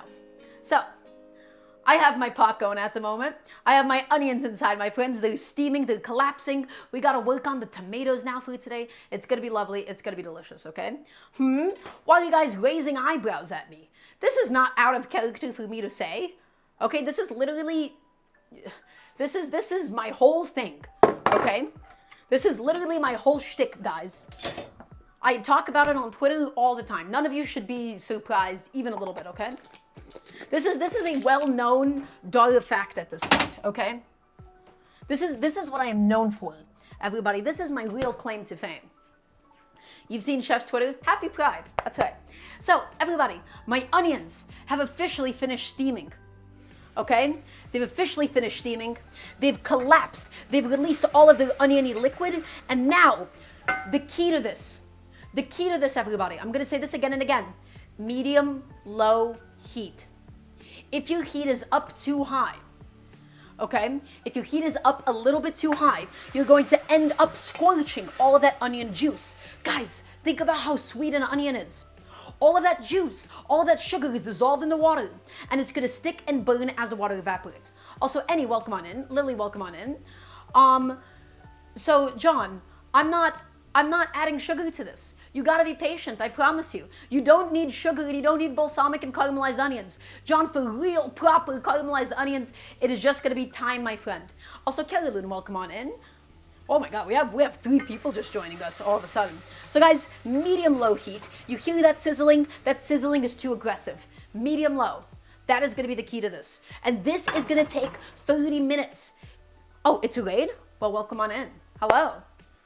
Is this another raid? Is that what's happening? Well, everybody that's just joining us now, I want to hear a nice resounding yes, chef, please and thank you. And we'll go ahead and move on with everything else that we need to go ahead and do. Welcome on in. Everybody, welcome to the Dog Cooking Show. We're making a Japanese curry today. We're making our own homemade chicken stock that's currently going. We're caramelizing some onions. We're going to now go ahead and char some tomatoes. It's going to be a curry with some chipotles in it. So not very traditional, not very authentic, but Japanese curry in of itself is already kind of like, you know, not to say this too harshly, but it's a bit of a cultural like bastard. Right? Because it is a product of like British cultural diffusion and imperialism. They brought it over. And so Japanese curry in of itself, it's just all over the place. It has a lot of different historical influences. So this is the kind of a dish that you can do whatever you want with it. You can do whatever you want with it. You can add anything that you really want to it. This is not the kind of a dish where you need to necessarily preserve some sort of concept of authenticity. So I'm going to take my broiler, I'm going to go ahead and set it on, and everybody, we're going to begin charring the tomatoes for today. Okay? But yeah, this is the kind of a dish, especially something like Japanese ramen as well, guys. It has had so many influences over the last 30, 40 years. These are the kinds of dishes that you can play with. You can play with the ingredients, you can play with the concepts, you can play with the techniques. This is not a you know, really, really sacred thing here. And anybody that tells you otherwise, I feel like doesn't actually really understand the kind of a dish this is. So, I have some lovely old tomatoes here. I have these 2 vine tomatoes that I wanted to go ahead and use up. I'm only going to use just 2 for today. I don't want this to be a super tomato forward curry. Are the tomatoes traditional in a Japanese curry? The answer is not particularly, but I'm still using them because I love the tomatoey flavor. It's really, really delicious. The acidity, the meatiness, the sweetness, it balances out so well. Guys, caramelized onions, take it and stir it around. Take it and stir it around. And I'm going to let you guys on a secret. I'm going to let you guys on something that will change the way that you view caramelized onions. You ready? I'm going to have you all tap in for this one. When you're caramelizing onions for 30 to 40 minutes, you're not actually caramelizing the onions themselves. You're only caramelizing the juice and the sugar that comes out of them. By slowly cooking the onion this way, we're scraping up the pot. We're scraping up the pot and we're slowly incorporating back in all of the sugars that are caramelizing at the bottom. The key to this is to stir it no more than every 30 seconds. Because if you stir it too often, you're not ever going to end up getting any of the sugar sticking to the bottom. The goal of this is for, to some extent, the onions to stick. You want the onions to turn into a mush. Okay? You're basically caramelizing the juice out of the onions, and it takes time. So you see how white and bland they are? They're not even golden yet. This is gonna be time and effort. So let's come back to Mr. Tomato. I have my lovely tomatoes right here. We're gonna go ahead and slice these bad boys in half, just like so. I made it look like a smiley face. I see. Also, hi Natalie, welcome on in. We're gonna go ahead and just quickly trim off the slightly mushy part of the tomato. And everybody, all that we're going to do, we're going to cut off the core of the tomato. I use your stream as inspiration for my dishes. That is incredibly flattering, Dr. Finger. So, can't you turn down heat to reduce effort? Well, the heat is already pretty low. And so the thing is this, the higher the heat, the more often you actually have to stir it. But with a caramelized onion, the key is to have a really, really nice low heat so that it doesn't just immediately scorch and stick. So, these are some old tomatoes, my friends. We're gonna char them and we're gonna blend them up and add them into my curry for today. Okay, I'm just taking my onions, I'm scraping it up, scraping up the sides, putting it all the way back down. Lovely. Okay, and then all that we're going to go ahead and do is we're going to take a sheet tray, line it with some foil, and put it under the broiler. So, why is this even a step that I'm doing for my tomatoes? Why am I doing this? Why am I charring my tomatoes? Why am I blackening the skin here? The reason why I'm doing this is because I take a lot of inspiration from Mexican cuisine. And this technique of charring your tomatoes, of charring your chilies, of charring your vegetables, you see this all the time in Mexican food, right? I love the smokiness that it provides. And so the amazing thing about cooking is you can go look at different cuisines, you can look at different techniques, you can look at different concepts and take some things away. So guys, do you have to do this for this dish? No. Do you have to include tomatoes? No. But I want this to be nice and smoky, my friends. I want it to be nice and smoky and delicious. Also, World Builder's Haven, this already does have butter in the form of ghee. So it's already got plenty of butter in there. I promise you that's not a shortage. So skin on, flesh side down, into the broiler it goes. And my friends, we are going to properly char these tomatoes. We're going to come back to the caramelized onions. We're going to stir the pot and we're inspecting it for any stickage, anything sticking, anything browning. Okay? So take it and scrape it up and move the onions along, guys. Just you want to scrape it up, scrape it up. That is the key to a caramelized onion, is by scraping the pot. Again, you're not actually caramelizing the onion itself, you're caramelizing the juice of the onion, my friends. And I promise you, by thinking about it in that way, your entire perspective on this will change. Okay? But it takes time, and it takes effort, and it takes some love. Hi, so onions caramelizing, tomatoes broiling, chicken stock 40 minutes still left on it, chicken thighs in my fridge sitting with the salt. Guys, we have a lot of moving parts at the moment, and we gotta keep going. There is no time to stop. And that's right, World Builder's Haven. You can make dishes your own. You're cooking at home. The person that you're cooking for is first and foremost you. You're not cooking to impress people unless it's like a celebration. You're not cooking for anybody else other than the people that you're trying to directly feed. Think about the food that you like eating, understand the intentions of the original dish, and adapt it to what you have. I'm including cilantro because I had cilantro in my fridge. I'm including tomatoes because I had old leftover tomatoes that were starting to go a little bit bad. So I'm going to use it, I'm going to make the most out of it, and it's still going to come out delicious. I'm using chipotles in this. Have you heard of a Japanese curry with chipotles? No. But it's going to be spicy, and it's going to be smoky, and it's going to add in so much flavor. So all of that is going. We can now go ahead and continue with the rest of the prep for today, but I got to come back to Mr. Onion and just give it a stir.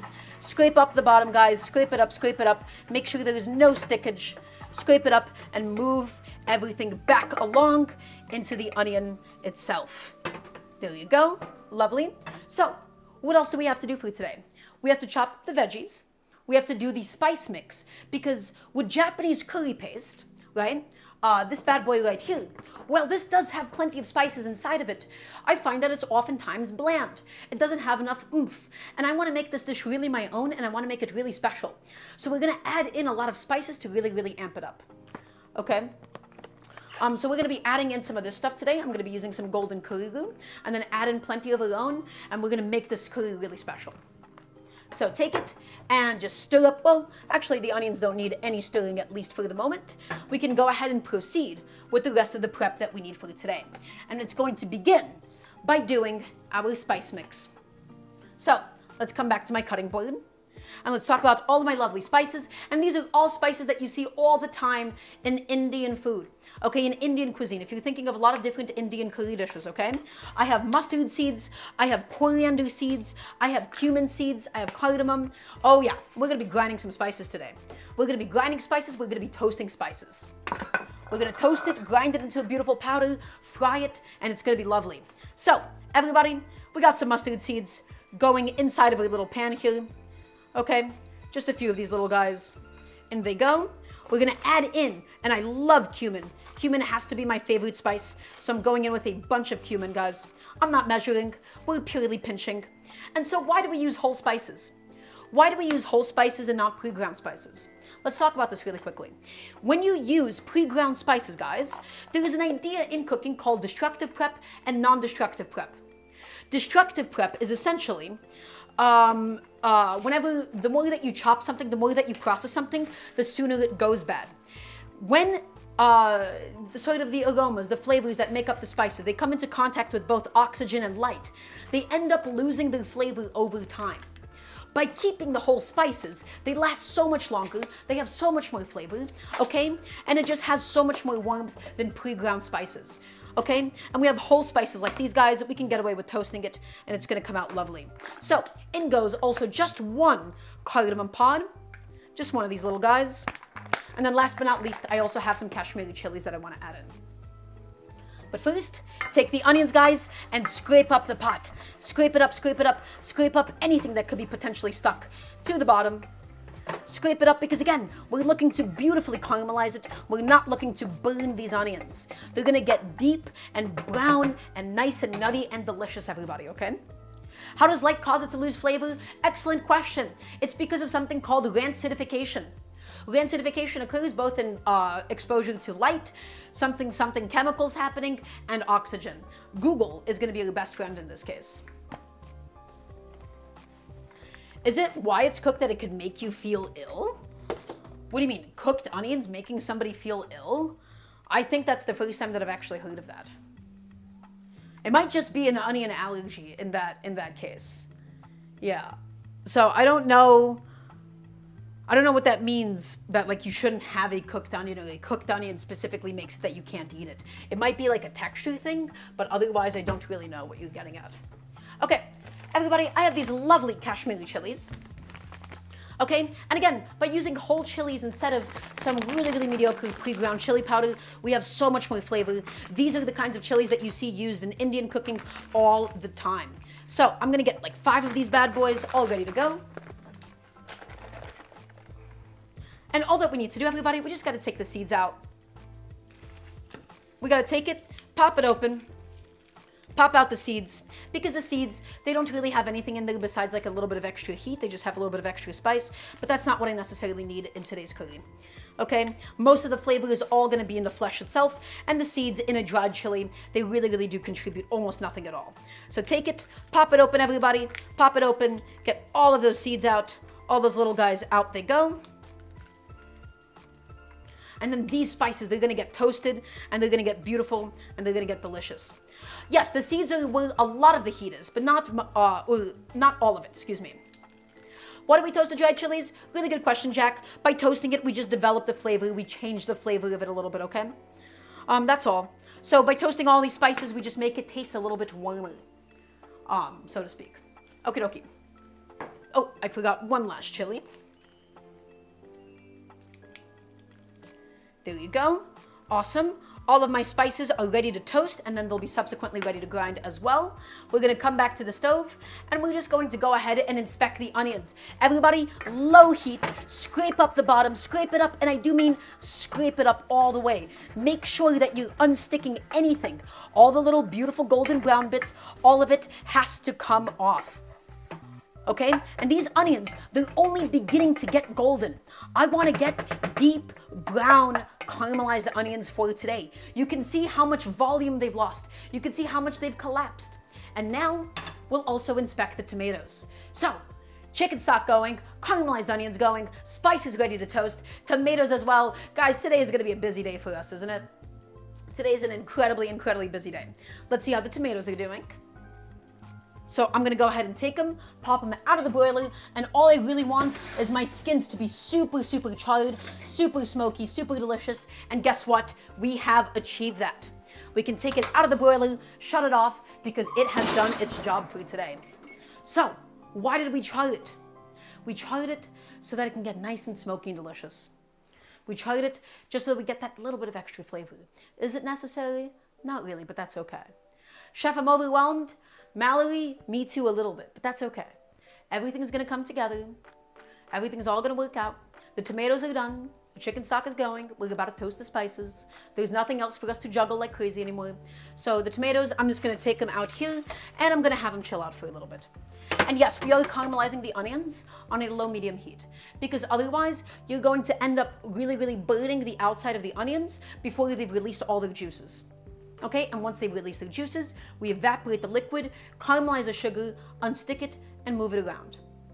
So these onions, I'm going to take them off the camera. I'm going to have them go onto this stove just so that I can go ahead and begin toasting my spices. And everybody, to toast these spices, you just want to keep it moving. Nice medium heat or so. Just keep it moving, right? Think about the shape of your spices. They're irregular, right? You got a flat bottom, you got a bunch of round seeds. So if you just leave it in by itself like so, you're going to just end up burning one side of the spices, guys. So keep it moving. Keep it moving, keep it moving, keep it moving. And we just toast it until we see slight wisps of smoke. That's right, I had a lot of nausea. I almost canceled the stream halfway into it. But guys, we're gonna finish, and we're gonna finish strong, and we're going to end up with some really special, really, really delicious food, okay? So keep toasting it, keep toasting. Just move it all around. Toast it, toast it, toast it. And all we're really looking for is just some slight wisps of smoke. Move it around. I'm gonna come back to my onions, don't worry. You guys will see these bad boys really, really soon, I promise. I'm just making sure, again, nothing is burning. Moving it all around. Lovely. Distribute it and toast it, everybody. And toast your spices and toast it and toast it and toast it. And keep it all going. The onion cam is really important. I know. Watching onions slowly caramelize is essential. Jack, nothing is going to happen. I'm okay. Okay. All I'm looking for, once again, just slight wisps of smoke. And all of these spices, guys, all of it is really going to amp up the curry today. All of it is just going to add in so much more oomph than we already started with. So, we got some slight wisps of smoke. We can go ahead and shut off the heat, and the spices have officially toasted. That's done. That's all ready to go for today. And now we can go ahead and grind up the spices. I'm going to stir my onions for a second.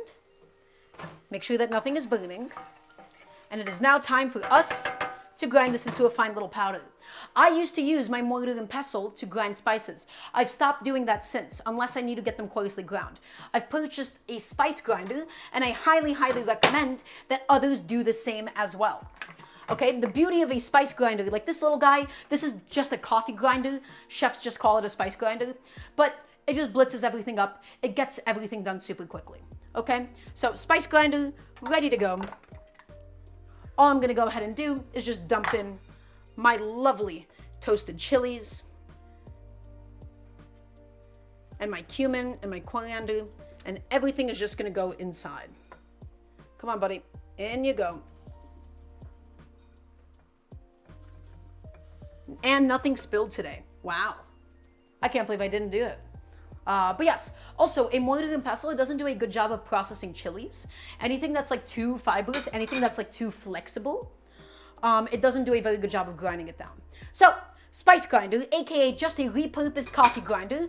Please don't use the same one that you use for your coffee, okay? Because then your coffee will taste like spices, which I'm sure that's not what you guys are necessarily looking for. Take it, and we're just gonna plug it in, and we're gonna blitz it up. Take it, and just grind it until we get a nice fine powder, my friends. Grind it, keep it going. Take it occasionally and just give it a little shake. Shake, shake, shake, shake, shake, shake, shake, shake, shake.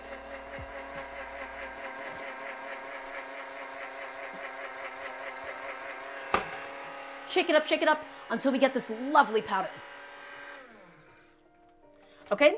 And let's go ahead and inspect this little guy. Let's see, is it all done for today? I'm gonna say that that is perfect. Take it off, get him out of here. We no longer have any use for Mr. Spice Grinder. Your spice tasting like coffee is a worse outcome? That's not so bad. I think it's the other way around. If I sipped some coffee and it tasted like chilies and cumin, I would be incredibly upset. Okay? So I do think it's the other way around. So, everybody, my onions, let's get them back caramelizing, and now let's go ahead and inspect this incredible spice mixture that that's us, hi, that we just made together.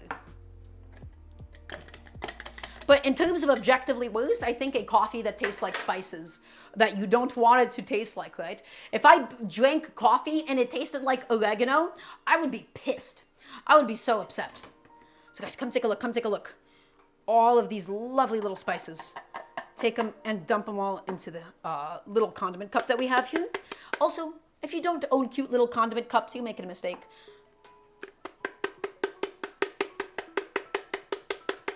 Cinnamon in coffee might be nice. Something like nutmeg, cardamom, like all of those would be good.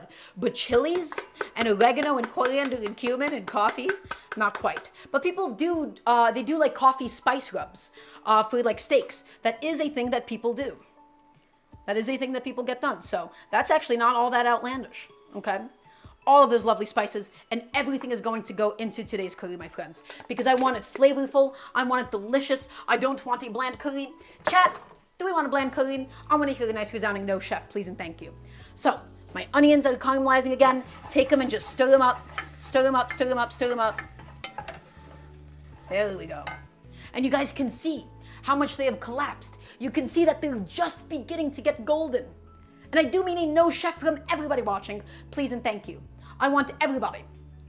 You can see that my onions, they're beginning to pick up that color, but we're gonna keep pushing it. We're gonna really push it. We're gonna bully it.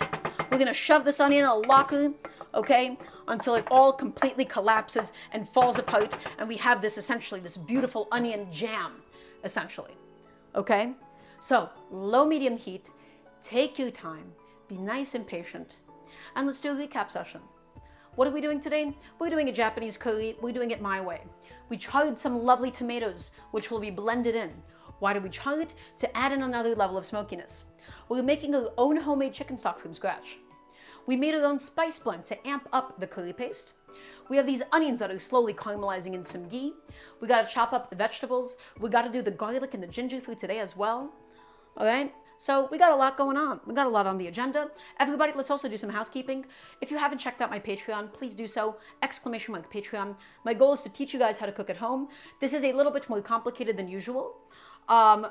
This is now exclusively a cooking channel, correct, Vox Syndicate.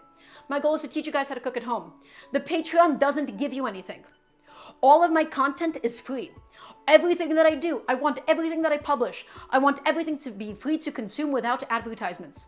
I've turned off all the advertisements on Twitch. I just can't disable the pre-roll ads. Okay? So my goal is I want to make this information accessible. I don't want anybody to pay with their attention span for advertisements, and we'll never take a sponsor. The Patreon doesn't paywall any content. The Patreon is exclusively if you want to financially support the show, if you want to help me make this full-time one day. So any and all support there, once again, it just goes a super, super long way. And yeah, that's my goal. And so that is why I encourage any of you, please ask me any cooking questions that you might have. There's no such thing as a bad question. There's no such thing as a stupid question. I want to teach you guys how to cook at home. I want to teach you how to be resourceful and economical and make delicious food to impress yourself and others. Okay? What if a food channel wants to sponsor me though? It depends. Probably not. Probably not. Because I have a lot of really big problems with other food channels and how they do sponsorships and how they take advantage. Ball size, 500. I understand that this doesn't look all that appealing. It is purely caramelized onions. It is going to get even darker brown. It's nothing at the moment, but it's still gonna get there. It's still gonna get delicious. You just have to be patient. Take it and scrape it up, guys. Scrape up anything that could be stuck to the bottom of the pan here, especially the sides, especially the corners of your pot. Okay, there you go. That is beginning to really, truly, properly caramelize. Spread it out nice and flat, and now we can go ahead and proceed with the ginger garlic paste. The ginger garlic paste, essential to what is Indian curry. You don't really see ginger that much in Japanese curry, but I want to basically bridge that gap. I want to bring it a little bit closer to a traditional Indian curry, and so we'll be making that ginger garlic paste. Chef, we're going to deglaze it with any water? We absolutely will be. We absolutely will be. What if I wanted to sponsor you? Catherine Queen, DM me on Twitter or email me, which you can find through my Twitter.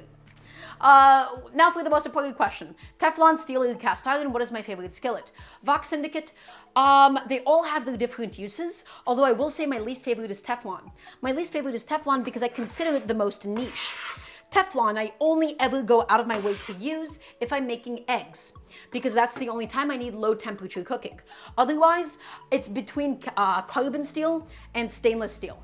I love carbon steel because it does everything cast iron does, except it's a little bit lighter, and I love stainless steel for its versatility. Specifically, this is a clad stainless steel. It has an aluminum core inside of it to help with really even heat conduction. So, Everybody, look at the pan. Look at the pan. Look at all of those little bits stuck at the bottom. You have to scrape it up.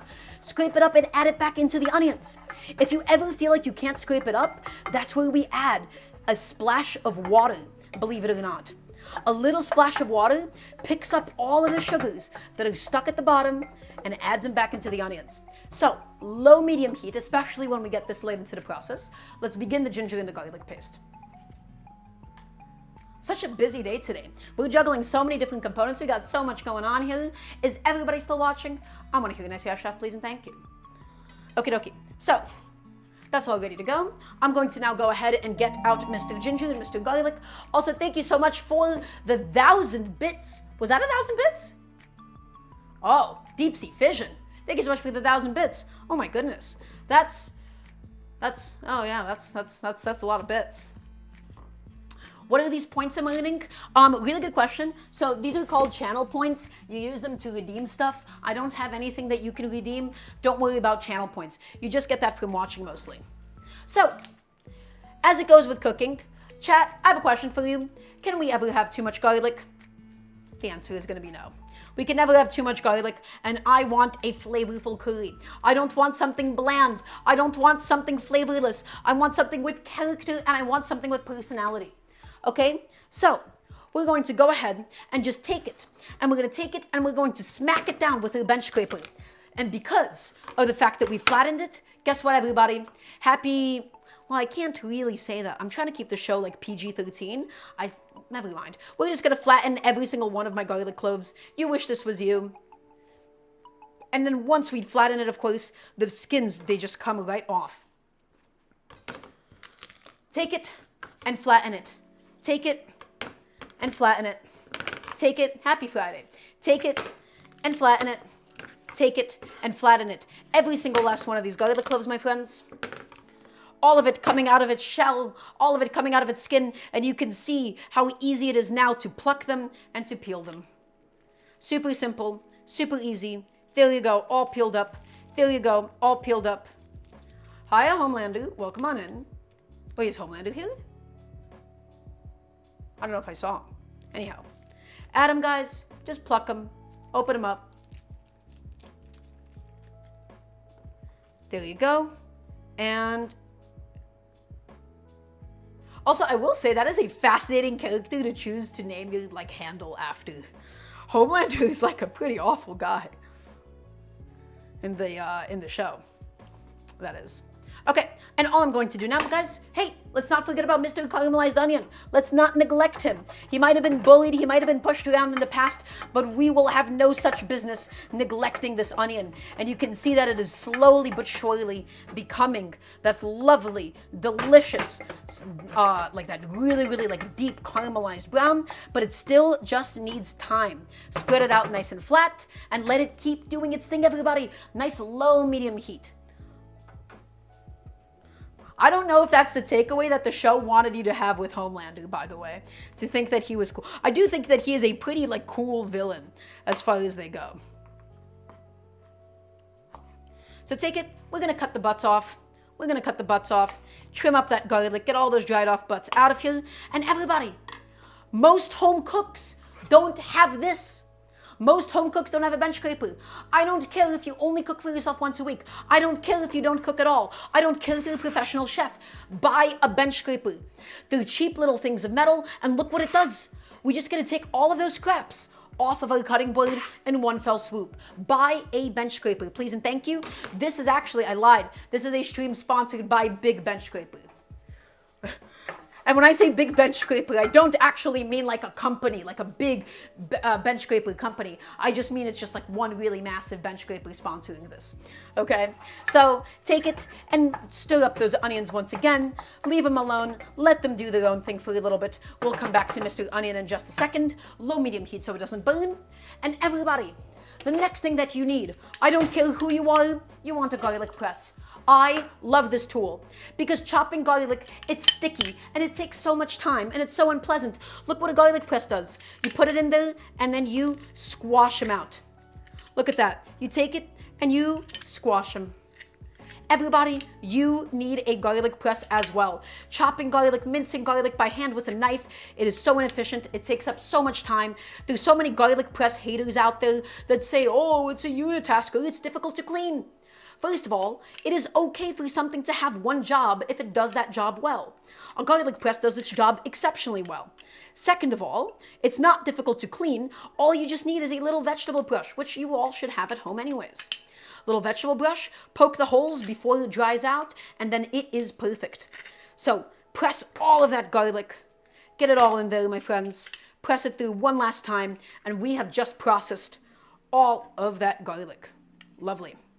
Get it in there. And so, how do we clean it? Once again, I'm just going to use a little vegetable brush. Just poke it out. Nice and easy. Also, Juando, welcome on in. Lovely to have you. Just poke it. Poke the holes. Poke them out. Poke them, poke its little eyes out. And I'll just be throwing that into my dishwasher. You see, that's how easy it is to clean. And in fact, I didn't even necessarily need to do that. You could have also just, I don't know, used some soap with that. And it would have been lovely. So you're surprised I didn't saute my garlic a bit in sesame oil. So there's a really good answer for that. And that's because Japanese curry doesn't necessarily feature sesame oil, despite the fact that sesame oil is used often in Japanese cooking. First of all, I do want to clarify something. You can't cook with toasted sesame oil. There is untoasted sesame oil that looks like other cooking oils, but toasted sesame oil, which is black in color, that is not the one that you can cook with. You can cook with untoasted sesame oil, and that's totally okay. But guys, come take a look. Look at the color. Look at the color that we are developing on the onions. This is why this takes this much time. These onions are packed with flavor. Guys, next time you have caramelized onions on something, next time you have them in a burger, appreciate how much effort went into them. John Dahlia, I know you're listening. You don't need sugar. You don't need balsamic vinegar for caramelized onions. Sugar for caramelized onions, I'm sorry to say, it's a crutch. Onions are full of sugar. They don't need the added sugar. Look, my friends, they're becoming slowly but surely that beautiful golden brown, but we're not done with them yet.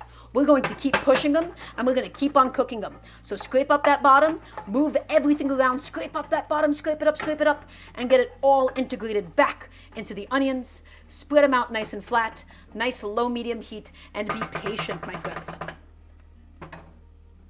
So, John Dahlia, I'm sorry to call you out. You said that you added sugar to caramelized onions in the restaurant and balsamic vinegar. You do not need them. Sugar does help caramelize it quicker, but that's not because it makes the onion caramelize faster, okay? That's just because it makes the sugar caramelize, right? That's like adding flour to something and then saying, oh, look, it makes this thing crispier. Well, no, the coating is crispy, but the food itself is not. Also, Ethan Schlabowski's video, this whole thing for like the 10 minutes thing, it's been done. People have made so many videos about it. Okay, so everybody, I also have a lot of strong opinions about Mr. Schlabowski. But at the moment, garlic, ginger. Once again, garlic and ginger. This combination is used everywhere in Indian cooking, in Bangladeshi cooking as well, in Pakistani cooking as well, my friends. This is something that you could theoretically buy pre-made. However, I don't buy pre-made garlic ginger paste because I don't make this kind of food all the time. Garlic ginger paste is not even particularly seen that much in a Japanese curry. Okay? But the reason why I'm choosing to add it in is because I want to sort of bridge that gap. I want to bridge that gap between, how different a Japanese curry is from an Indian one. And by adding in this garlic ginger paste, it is that fundamental flavor, my friends, that just makes it so much closer to the original thing. So take it, and once again, scrape up the bottom, guys. Scrape it up. Keep it going, keep it all cooking. Push it all into the onions. This is where it really, really, truly gets caramelized. This is the basis of beautiful French onion soups and jams. This is why we put in so much effort. I'm making sure that all of it comes off. Okay? I sound like I'm from New England. That's not accurate. I am from New York my whole life. Okay, so we're gonna need a little bit of ginger food today. I'm gonna go ahead and just lob off. We're gonna just do this little guy of ginger. This one we're not gonna need for anything.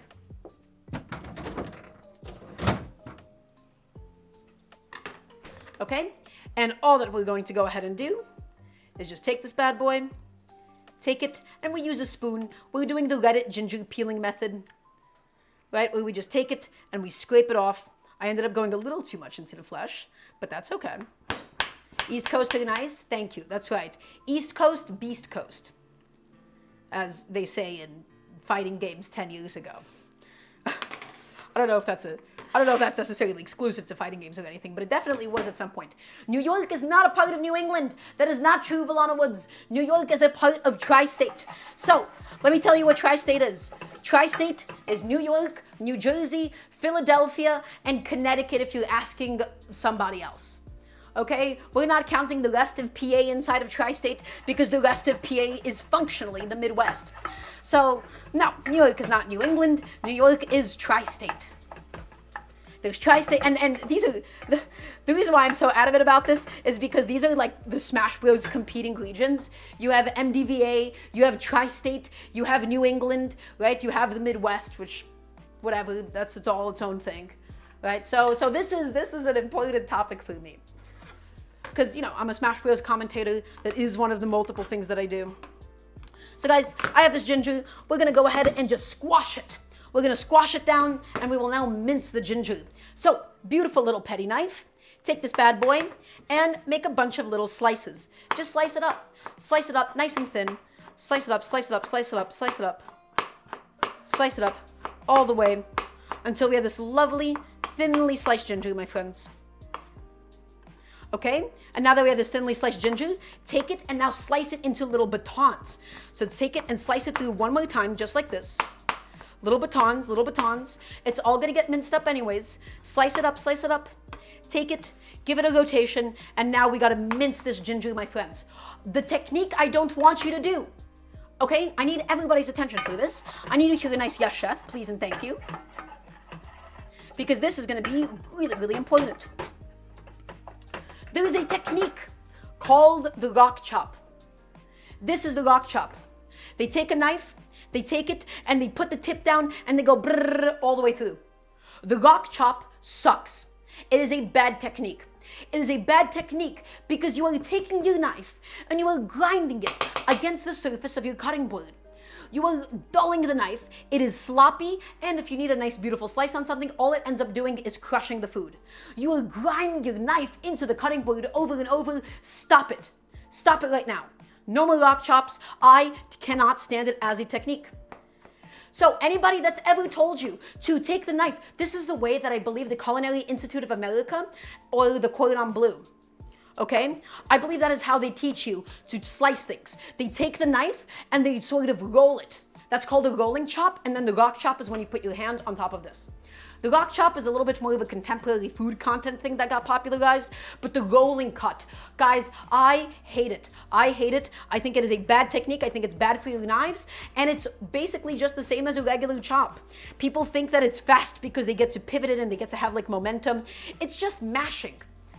So that's the best way to think about it. Slice it, my friends. Pick up your knife, do the work, get the technique done. Okay? Don't grind your knife into your cutting board unnecessarily. It's you know, it's just suboptimal. So take it, I'm gonna keep going through this until I get the mince that I want, and it's all gonna get blended in anyways. We'll be taking a stick blender to this whole thing later on, so all of my garlic, all of my ginger, all of it goes inside of my little condiment cup, and these guys are just my scraps left over, and there you go. My garlic ginger paste all ready to go for today. So, gonna go ahead and set that behind me. Everybody, we have now hit the deglazing stage of the caramelized onions. I want you to take a look at something. I want you to look at all of those dark brown sugars at the edge of the pot. Do you guys see that? Do you all see that? So, now this might seem counterintuitive. The trick to a caramelized onion is a little bit of water. Because the water, what that lets us do is it dissolves the sugar back into the water, and then we get to mix it throughout the onion and let it cover the onion again. And we let those sugars stick to the onion and not the pan itself. So, a little baby splash of water, nothing more, the tiniest of little splashes, Just like that, take it and deglaze with the water, my friends. This is the secret. Well, secret is the wrong word, but this is the real trick to it properly, okay? Take it and scrape it up. Scrape up the sides, scrape up anywhere where you see that there's that caramelized sugar stuck. Take it, guys, deglaze it. Deglaze it, deglaze it, deglaze it. Integrate it all back into your onions. Deglaze it. Scrape it in there. Get into the edges of your pot. Look at my pot. Look at those edges, okay? That's not good enough. We gotta go ahead and we gotta take those onions, scoop them inside, and just move it back around until all of those sugars coat the onion and not the pot. We're caramelizing the onion. We're not caramelizing a pot. Ugh. So take it and just move it back around, everybody. Looking lovely, looking gorgeous. And now we can continue with the caramelizing process. You see how much time this takes. You see how much effort this is. But I promise you, it's all worth it. It's all worth it. It's all going to come out delicious at the end of the day. Just be patient. Be patient and you will be rewarded for all of your efforts. That is beginning to get there. That is looking gorgeous. I'm going to now just take a second spatula or a little spoon here just to get anything that's stuck to my spoon off. And I know it doesn't look like much, everybody. I know this onion doesn't actually look all that impressive. Okay? We've lost all of that volume. But I promise you, that little bit of onion, it has so much flavor. It has so much depth. That onion, everybody, that onion means business. That onion absolutely means some serious business. Okay? My pressure cooker is almost done. My chicken stock is almost done. Well, it looks like the beginnings of a good onion jam. Onion jam is made out of caramelized onions. That is literally how it goes, right? So it's all the same thing. Okie dokie. Everybody, we've charred the tomatoes. We've made the spice blend. We made the garlic ginger paste. We have the chicken stock almost done, and the onions are continuing to slowly caramelize. So we're just slowing it down for a second. We gotta cook the chicken. We gotta make the curry and everything, everybody. Are you all excited? I want to hear a nice yes, chef, please, and thank you. I don't read any manga, Jack, if that's what you're asking me. Is there somewhere we can find your recipes? So, DevBot, I have an answer for you. The answer is no. Because I'm not teaching you guys recipes. I'm teaching you technique. I want you guys to understand why we're doing the different things that we do here. I don't want anybody to look at what I do here and try to recreate it. I want you to look at what you have in your fridge. I want you to then take the inspiration from the different techniques and the different theories that I've taught you. Okay? Basically, I'm teaching you guys how to fish and I'm not giving you a fish here. So I have no interest in teaching you recipes. There is nowhere where you can get those recipes. But the best thing that you can do is ask me questions. I've been cooking for 14 years. I've been cooking since I was 7 years old. I know a lot about cooking because at some point I went into it with the approach of, I don't know why this happens, let me look it up. I don't know why this happens, let me try not doing it.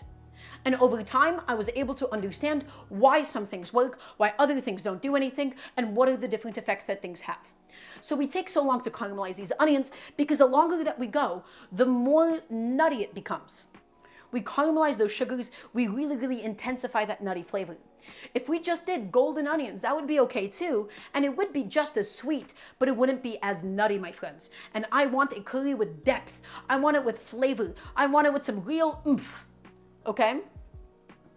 So, gently caramelizing, looking gorgeous at the moment, scraping up the bottom. Look at these onions. Guys, this is what your caramelized onion should look like. This is why it takes so much time to do this. So any recipes where people say, hey, here's the trick, here's the secret to caramelize onions in 5 minutes. You add sugar, you add baking soda. Stop it. Stop it right now. The onions aren't caramelized. You've just added in sugar, which you did not need to begin with. You could have just added in caramel candies with boiled onions, and it would have been the same thing. So,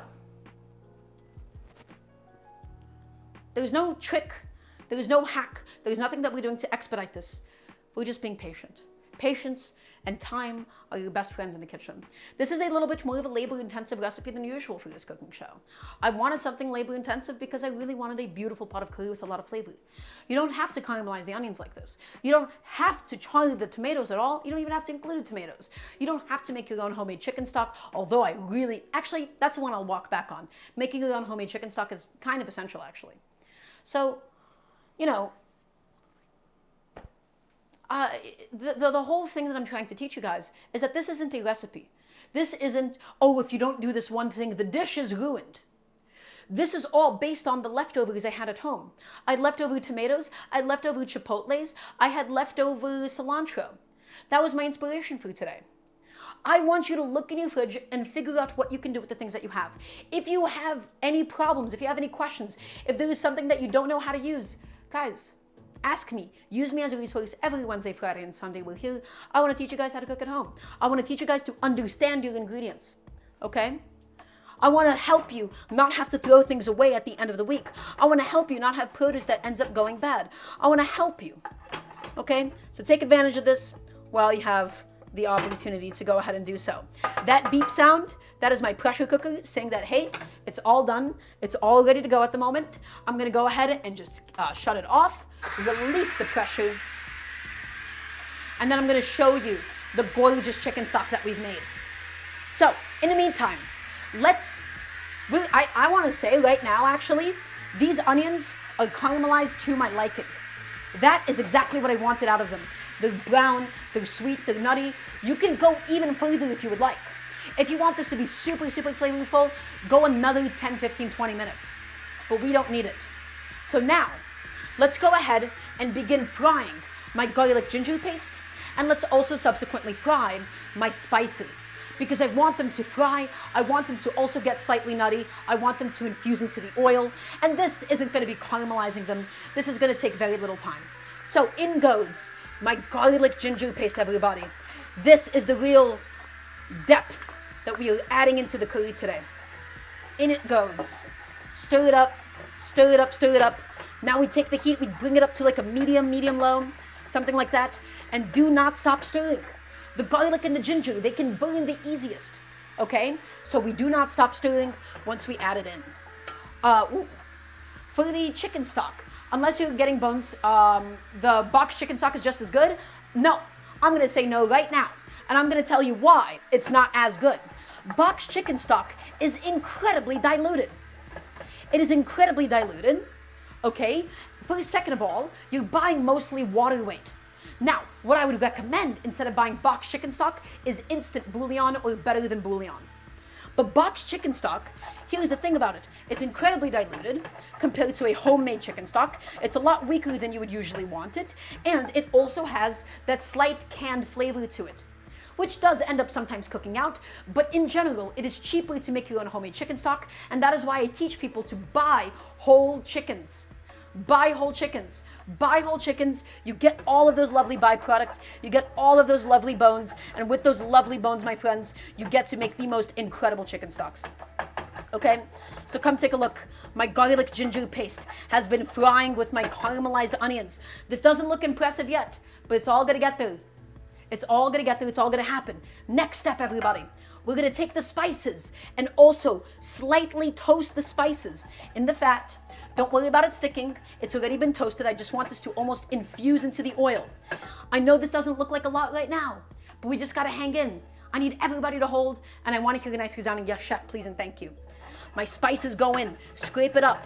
Just make sure it's as mixed in as possible and let it fry for a little bit. But you're not going to get that much frying action out of it, relatively speaking. So I need everybody to hold. I need you all to hold for this, okay? It's all going to get there. It's all going to come together. It's all going to become delicious. I just need you to be patient with me. So, all of that looks gorgeous. Everybody, let's now go ahead and just slightly I dropped a little bit of water, but that's okay. We're going to deglaze this with some water. We're going to shut off the heat because now we're going to be straining in some chicken stock. So deglaze with the water to stop it from burning. We cool down the pan. We stop things from toasting. We stop it from browning. Okay, we're going to add in my tomatoes as well. I know this doesn't look like much yet, but guys, trust me, hold on. Just hold steady. We're going to get there in a second. Add my tomatoes, mash them in. Add my tomatoes, mash them in. And now that the pan has been cooled off, now that we've made the pan wet so nothing can scorch, that nothing can burn, take this, set this aside, and we're now going to add in our chicken stock, everybody. Is everybody ready to see my beautiful, my delicious, golden, homemade chicken stock? You better be, because it's going to be lovely.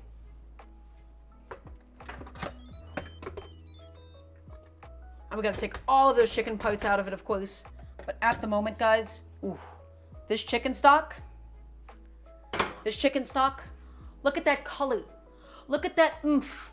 We used a delicious, beautiful quality chicken for this, okay?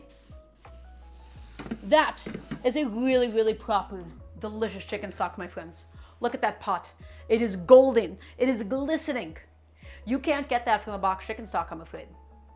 And it's cheaper to do it too. We started off with a whole chicken, we broke it down ourselves, we made this chicken stock, and we used up our vegetable scraps. My onion scraps, my scallion scraps, my carrot scraps, my cilantro scraps, all of it got used up and made into this gorgeous chicken broth, my friends. So, all that we have to go ahead and do is just strain it out, and then it'll be ready to go. Also, Valena, thank you for stopping by. It was lovely to have you nonetheless. I'm gonna take a second to make sure that my station is all organized for this. Make sure that my station is all ready to go, my friends. The hardest part has now been done. We have done all of the difficult work for today. What's left now is to really properly make this curry come alive. So, we're not measuring. We're not doing anything crazy like that, guys. So in goes into this bowl of what looks like slop, right? But it's all gonna get there. It's all gonna get blended down. So don't worry about it. We're going to take my nice metal strainer, this little guy right here, take it, and we will ladle in that lovely chicken stock, everybody. It is golden, it is brimming with all of that lovely fat, and just take it and add it into the pot. Take it and add it into the pot. We're not gonna use all of it today. I'll be using the rest of it for something else later on. So it is cheaper.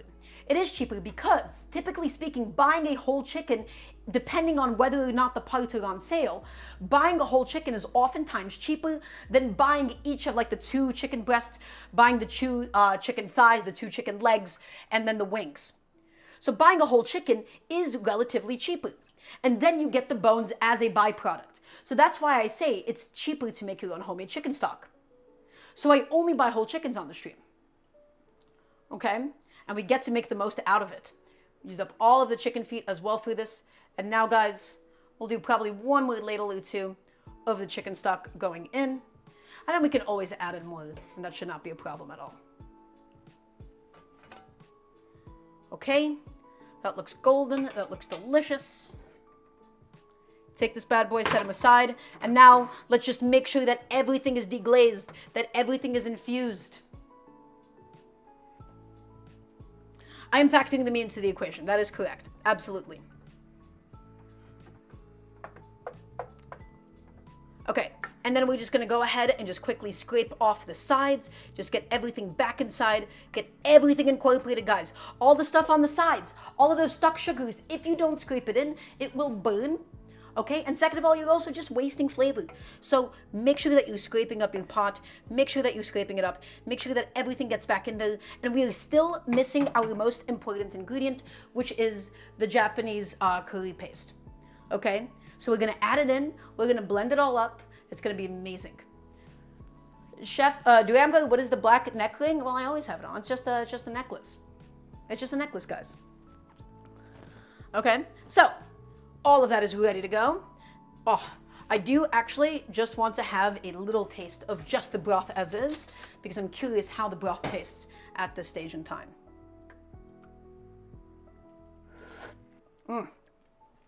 Oh, my friends, that is spicy, that is delicious, that is wonderful, and it is still lacking the most important ingredient, which is the Japanese curry paste.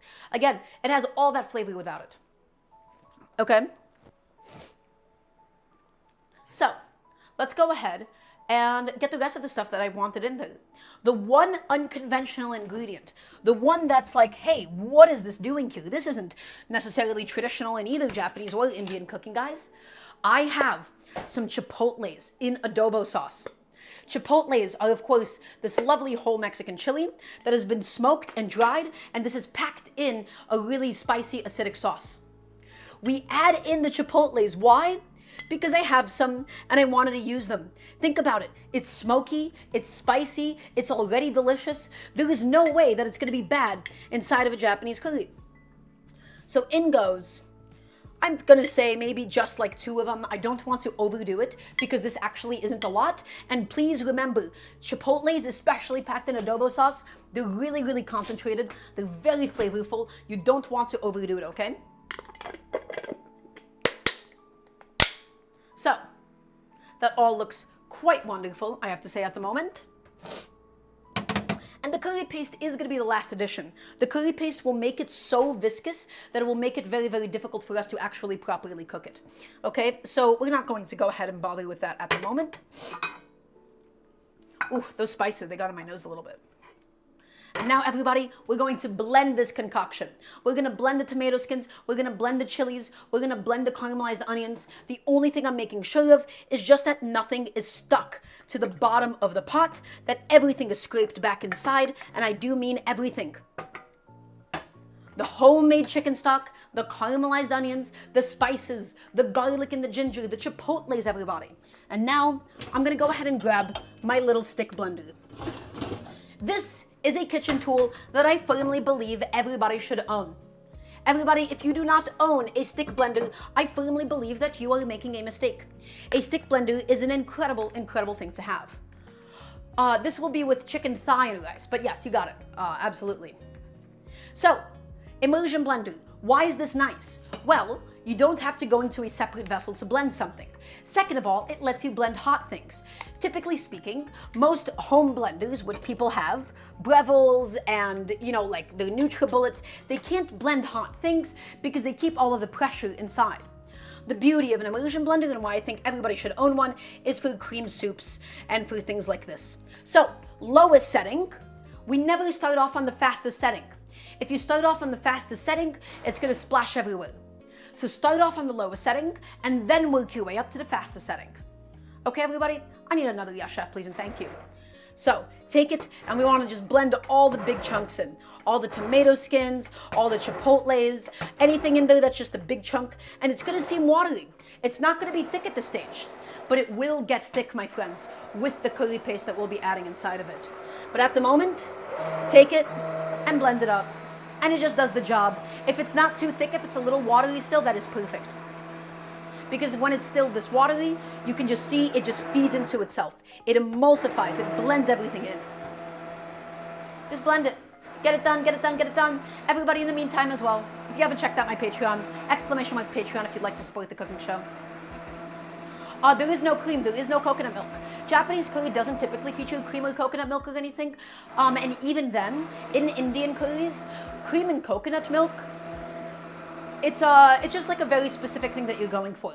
If I was doing a curry with the coconut cream or coconut milk, I would cook it in coconut fat. I would make it a lot more coconut forward. But coconut is such a strong flavor that it would just become like the star of the show, and that is not my intention. I wanted something smoky, I wanted something tomatoey, I wanted something spicy, but coconut was not the flavor that I had envisioned. If you want to add coconut into this, you can. You absolutely can. You don't, this is the kind of a thing where you can break conventions. This is a Japanese curry. It is a product of so much cultural diffusion and change over time. There is no wrong way to do this thing. Because I'm already adding tomatoes, I'm already adding chipotles, and I know for the fact it's going to end up delicious. So guys, take it and blend it, take it and blend it, take it and blend it, all the way until there's no chunks at all left over. I don't want any bits. I don't want any of my caramelized onion pieces. I don't want any of it. I want it all to melt in. I want it to all get nice and beautifully homogeneous. There you go.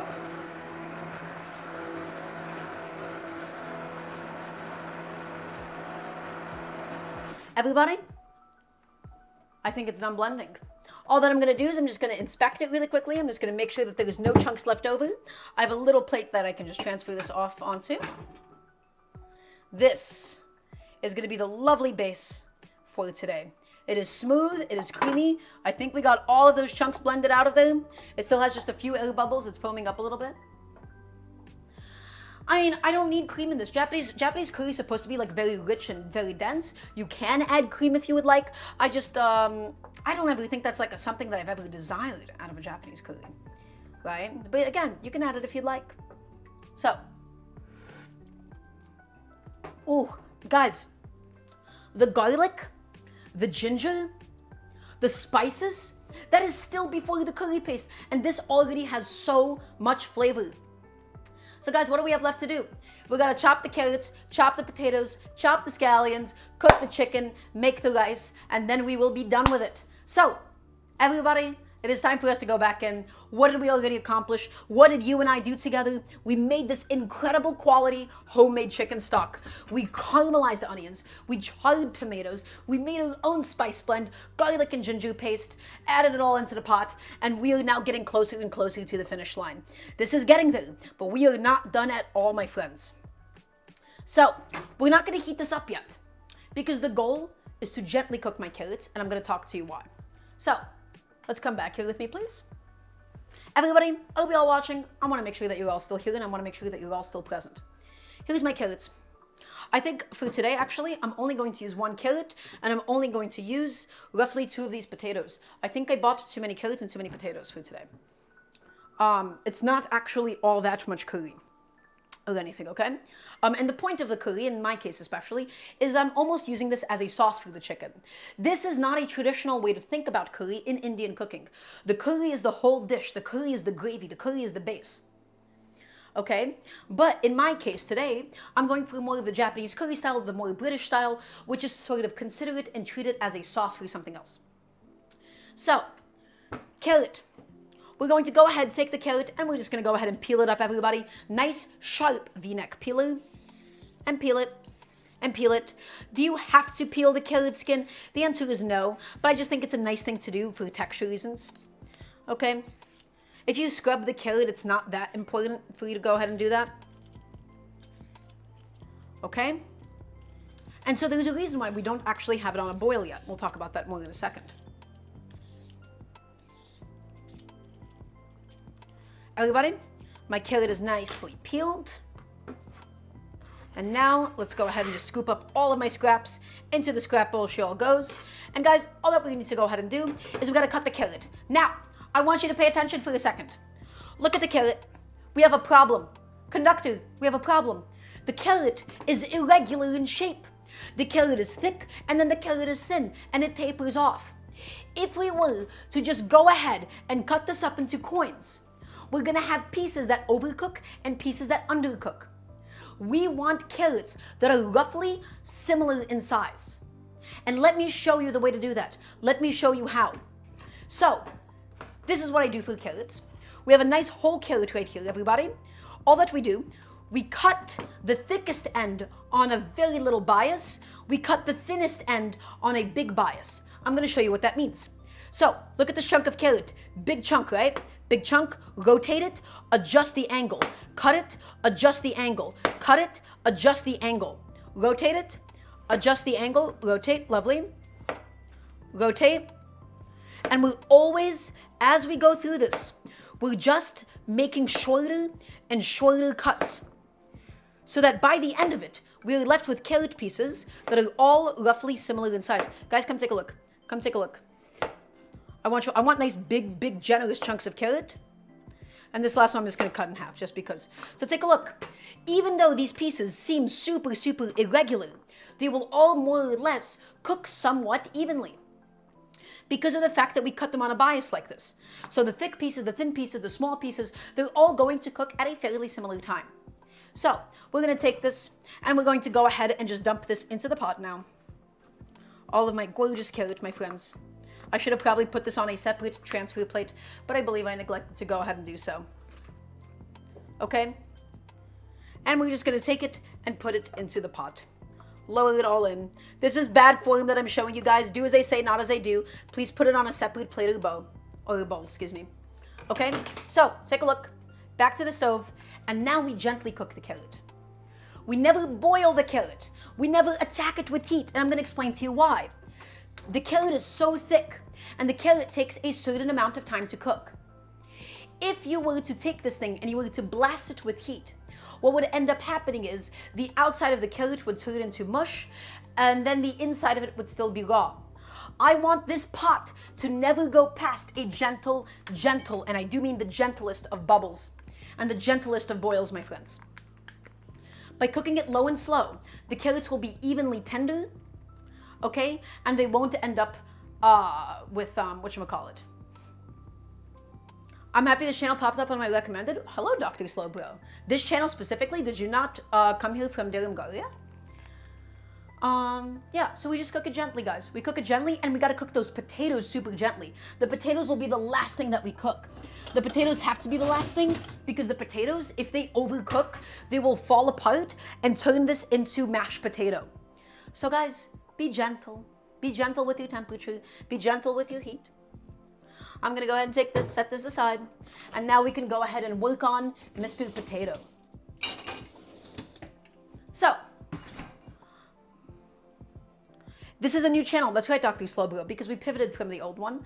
Yeah, we had to go away from the old one, unfortunately. Okay, so guys, I have a potato here.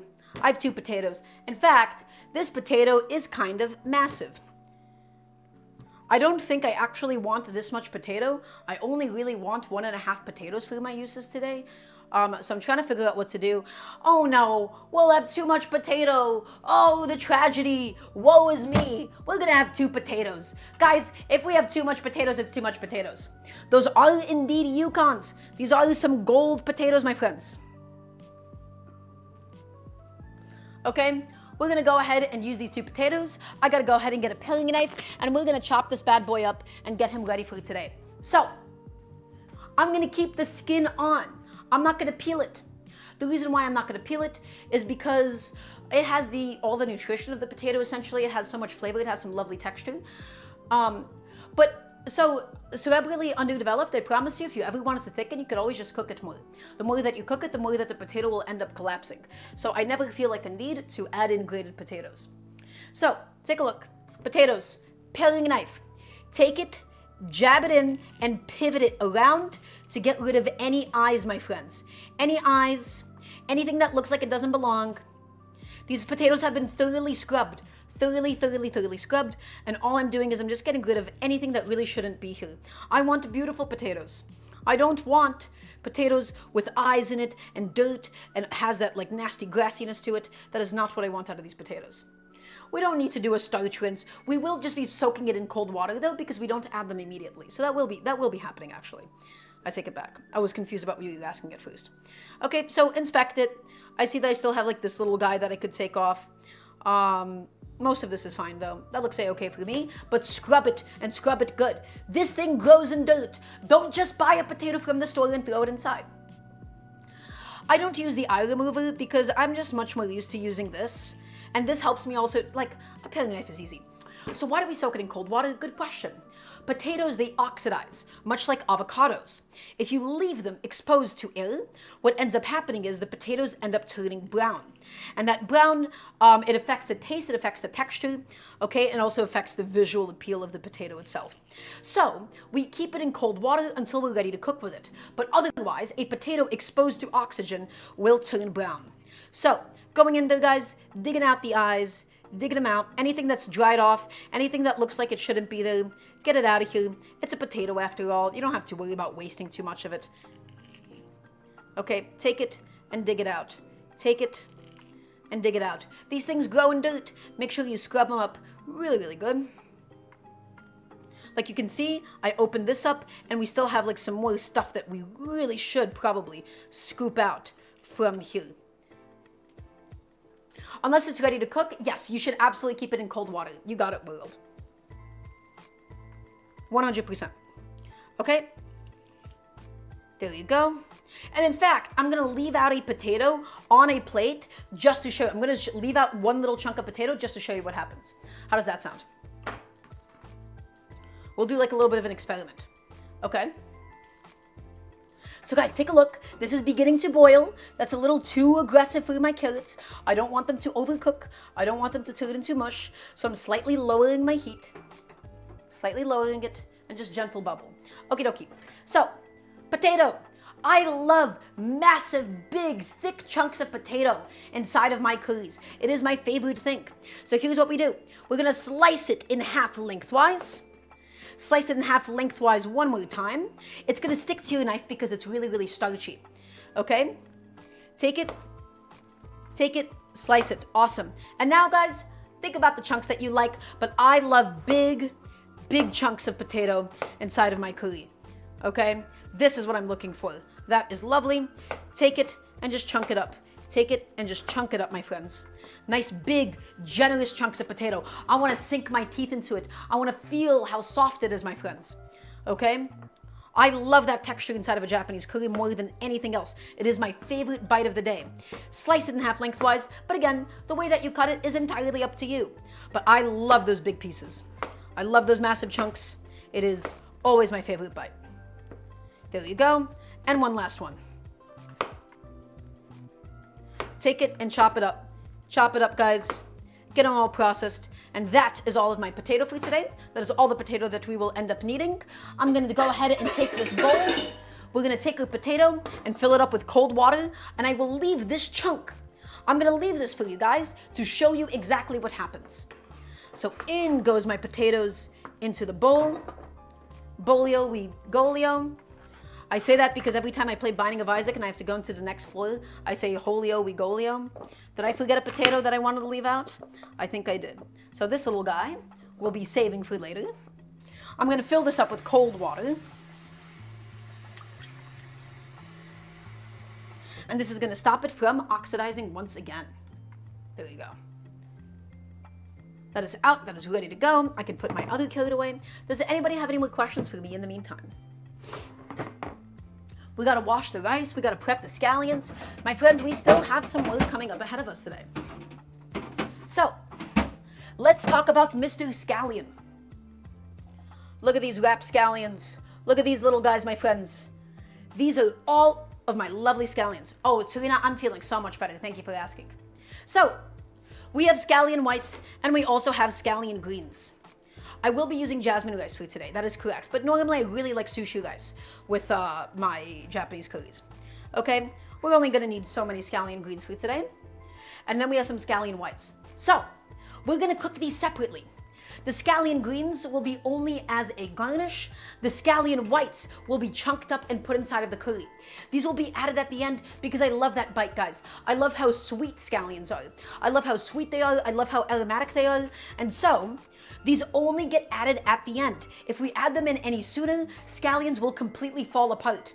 So, I want really, really beautiful chunks. Just like so. Nice big chunks, guys. These things, they get small. They cook up, they get small. So, just chunk it up, chunk it up, chunk it up, chunk it up. Nice big, generous pieces. I could go probably a little bigger than that. Generous pieces of scallion, just like so. Lovely. And this is all gonna get added in just at the end, just to steam it through, just for it to get nice and soft. I got some hair in my mouth, excuse me. Just because I love it. Take it and onto my little transfer plate, and that will be for later. Okie dokie. And now, what else do we need to do? We'll actually come back to the scallions in a little bit. We're gonna come back to these guys in a second. I wanna wash off my knife, and then, because this has like the potato starch stuck to it, and then we'll do the rice. So, Tarina, I'm gonna get to your question in just a second, I promise. Just 1 second, I just gotta finish cleaning this bad boy off.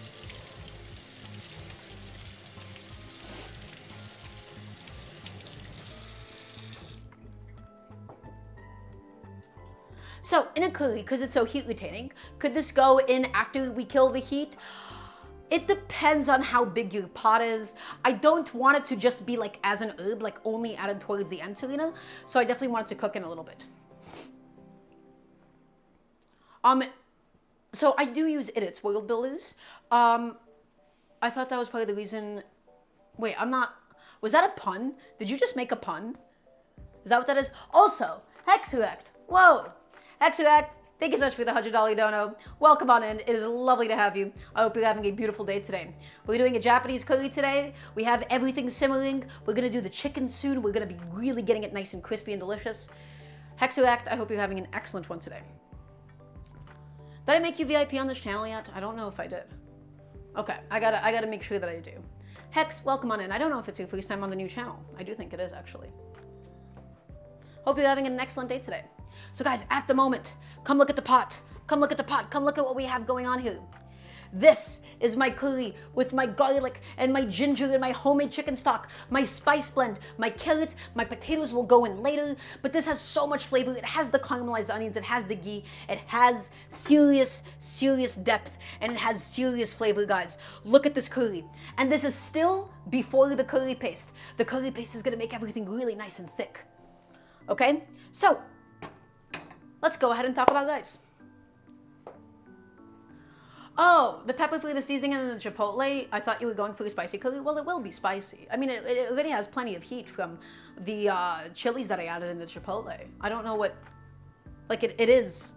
Oh, am I gonna kill the heat in the, no. I want all of that spice. The rice is gonna soak it up and it's gonna make it delicious. So, everybody, I need you all to tap in. This is where I need you all to say yes, chef, please, and thank you. Because I'm gonna teach you all a lesson. I'm gonna teach you all something so important that you should never, ever forget it. I'm gonna teach you how to make perfect stovetop rice every single time. Let me tell you something right now. Rice cookers are nice to have if you cook with rice all the time or you have the space for one. I don't eat rice every day. I also live in a New York City apartment, meaning our kitchen doesn't have a lot of space. So I don't want to own a rice cooker. But that doesn't mean your rice can't come out perfect. You can make perfect stovetop rice every single time, and I'm gonna teach you how. And I know I sound like a clickbait ad at the moment, but I do mean it. We're gonna get fluffy, soft rice. It's not gonna be gloopy. It's not gonna be mushy. It's gonna be beautiful. So into my saucepan. Nope. World Builders Haven, everything that you said just now, 2-to-1 ratio, wrong. I'm sorry to tell you right now, buddy, that is wrong. Make with stock, not water, you can do that. If you wanna have a flavorful rice, you can do it with stock. I'm talking about a perfect texture. What you just said, World Builders, is not accurate. And we are going to explain to you why. I'm sorry to put you on the spot here, but it's really important. So, rice goes in, and we're gonna wash the rice. We're gonna wash it, and we're gonna wash it thoroughly to get the excess starch out. Everybody, the amount of water that you add will be dependent on the amount of rice that you have, of course, and the size of the pot that you're in. So this 2-to-1 ratio that you've just described, unfortunately, it's not accurate. What we will do is we will fill this with water to the brim of the rice itself and then do a couple of millimeters extra. The more water that you add, the softer and wetter the rice is gonna be. The more sticky it's gonna be. The less water that you do, the more granular that it's going to end up becoming. Okay? So, everybody, I'm going to show you exactly how, but in the meantime, you could just go ahead and watch my curry boil. I'm gonna agitate the rice, I'm gonna wash it. I don't actually have a sink camera, but we're just gonna wash it until that's all done. So in the meantime, I'm gonna go ahead and take the chat with me.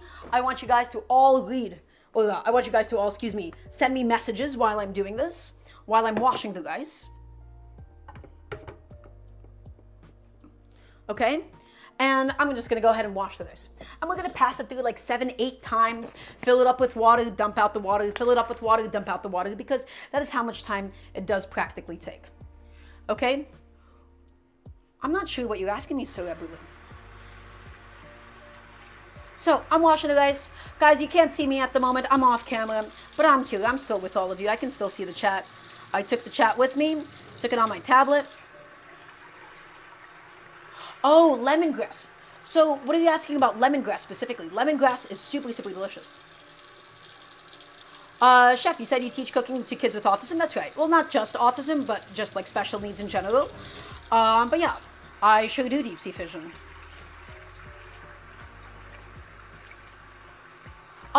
So World Builders, everything that you said just now, this whole ratio thing, you don't need it. I'm going to show you. I'm going to show you, I promise. You don't think about it in terms of a cup.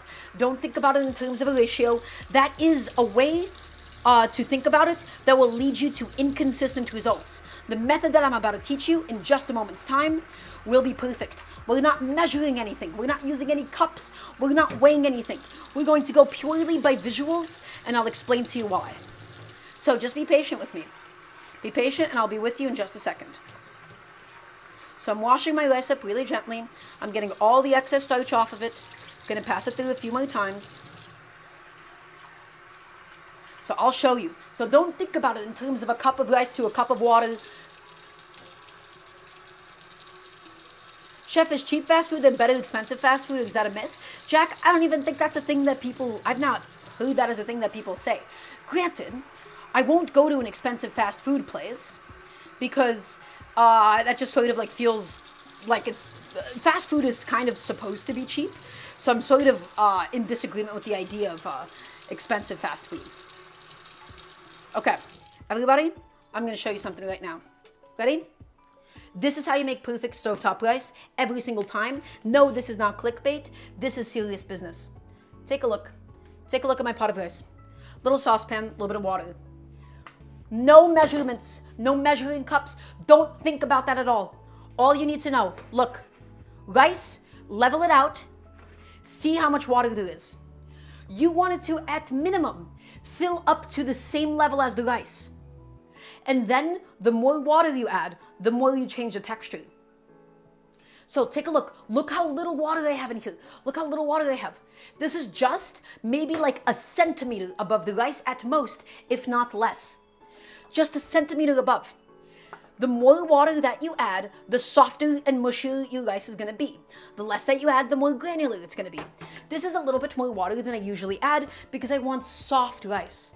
I want really lovely, soft, delicious rice for my curry today. Okay? So this is all that you need to know. Look at it. That is the amount of water that I'm adding. Just a centimeter or a little bit less above. Okay? All of this is the only thing that you need to think about. No cups, no measurements, no nothing.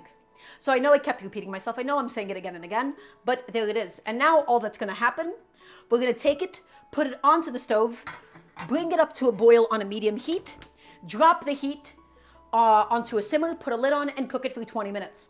I'm going to let you in on a little secret. I'm going to let you in on a secret. You ready? You can't overcook rice. You can't overcook it. Your rice will not turn mushy if you cook it for 30 minutes versus 40 minutes. The only thing that happens is that the longer that you cook it, the crustier the bottom becomes. So, we never boil the rice. If you boil it, you agitate it. You agitate it so much that it begins releasing starch all over the place. And then what happens is it starts burning at the bottom. So go slow, go gentle. You can't overcook the rice, but you can burn it, okay? And you can overboil it. So gentle, slowly, bring it to a boil, drop to a simmer, slap a lid on, 20 minutes. And that is the perfect time to get perfectly soft rice, I promise you. You can't actually overcook it. That is why rice cookers keep rice so well. It's in a non-stick pot, and it's still keeping it nice and warm. But guys, if you've ever eaten rice from a rice cooker 6 hours after, it's still warm and it's not mushy. The only way your rice becomes overcooked and mushy is in the presence of additional liquid. So, that's currently going. Look at my carrots. Look at these bad boys. Look at my curry, my friends. It is gently, and I do mean gently, simmering along. We have still yet to add in the curry paste. Does anybody have any questions for me? We still got to do the potatoes. We got to do the chicken. We got to do the curry paste. We still got so much work coming up ahead of us, my friends. The chicken is actually going to be the last step. We're just going to sear it. We're going to get it nice and crusty, nice and delicious. It's going to be awesome. Okay, I'm going to just take my scallions. I'm going to put them away. We have no use for it. I'll put a couple of things into the dishwasher, and then we can continue with the rest of the prep that we have for today, okay? So, guys, perfect rice every single time. No need for a rice cooker, okay? Absolutely no need whatsoever. If you're cooking stovetop rice, get it boiling, reduce to a simmer for 15 minutes. So I don't do 15 minutes, I do 20 minutes. I've realized that with 15 minutes, the center of it doesn't actually cook in time. And that is also dependent on the kind of rice that you have. You know, like basically the longer and thinner the rice, the quicker it's going to take to cook. The more short-grained the rice is, the longer it's going to take to cook. But the reason I don't do 15 minutes is because, you know, in that time, I don't feel like the center cooks out enough. Okay? Oh, my curry is going, guys. I'm just gonna deglaze the sides by just splashing up some of that liquid and scraping it all back inside. Just scrape it all back in, scrape it all back in. Make sure that none of it gets wasted. My carrots are gently, gently, slowly going. Beautiful. Okay. If you have a pressure cooker, you can get a 10-to-1. You can get a 10-in-1 sous vide rice pressure. So I don't actually like pressure cooking my rice. I find that it's a lot more aggressive of a method. Okay, it's super hot, it tends to burst it, and things tend to burn more because of how hot the temperature is inside of the pot. So I don't actually like using my Instant Pot to make rice. I tried it once before, did not like it. My rice is officially boiling. Take the heat, drop it to the lowest possible simmer imaginable. Slap a lid on, low heat, 20 minutes. The lower your heat, the less crusty the bottom is going to end up getting. Okay, and that's what I want. I don't want a crusty bottom. Nobody does. So, carrots are going. Everybody, we're gonna make the most beautiful scallion garnish. Ugh, I sound like Gordon Ramsay when I talk like that. Most beautiful. Lovely. I hate that guy. Oh, I hate him with a passion. Anyhow, we're going to get really, really beautiful scallions. We're going to get really nice curly scallions for a garnish, and I'm gonna show you guys how. Okay? In the industry, these would be referred to as sexy scallions. Basically, super thinly slicing the scallion greens and soaking it in cold water, the scallions curl up. And they just get very pretty. You don't have to do this if you don't want to. It's just a very nice touch. Okay? You like the presentation? Shadow Communist Supreme, first of all, amazing handle. Second of all, thank you. That's very sweet of you. Okay? So, my knife is nice and dry. We're gonna use my petty knife because it's a little smaller, it's a little daintier, it's a little bit more petite and feminine, and so it's gonna be nice and easy, okay? So I'm just gonna cut this bad boy in half lengthwise because too long and it won't curl up properly. Oh, that's right. Oh, yeah, that's actually, oh, Jack, that's not a bad idea at all, is it? And remember, you can never have too many scallions, okay? So we're gonna take it, everybody, super, super sharp knife. I mean paper thin, thin, thin slices. I mean literally like so. Look how thin, look how thin, look how thin. We're getting little shrapnel, okay? Now, again, is this essential? No. This is just a very, very fun thing that you can do for some very, very beautiful scallions. Just pull it out, awesome. Take these bad boys, open them up a little bit, and just take that and soak that in my cold water. And with any luck, if my water is cold enough and I did this right, it'll curl up. I don't actually sharpen my knives myself, Vox Syndicate. I would like to one day. I'm actually not very good at it. I'm not very good at it, and these are nice knives, so I get them professionally sharpened. So, guys, paper thin, super thin, super thin, super thin. Hopefully, they curl up. I've been a little unsuccessful with them, I will say. Okay, take that and put that inside. And hopefully with that little cold water soak, they will become the scallions of my dreams. Gotta sleep? All right, Carrie Loon, thank you for stopping by. It was lovely to have you. Take your scallions and slice them, and slice them, and slice them, and slice them, and slice them all the way through, my friends. All the way through, all the way through, all the way through. Manifesting the dream of Dara's PBS show. Welcome on in, Pseudo Natural. It's lovely to have you as always. Okay? And we're just soaking them in a nice cold water. Take them, stack up those greens, my friends. Stack them up, stack them up, stack them up. And there you go. Paper thin. That's what we need out of these scallions. You got a sharpening jig at a consistent angle, so it's easy that way? I see. Oh, I think I know the product you're talking about. Oh yeah, John Dahlia, you asked about honing rods? Here's the thing, I'm a little skeptical about honing rods. I'm skeptical about them because I'm fairly certain that it was debunked that your knife edge somehow like folds in on itself.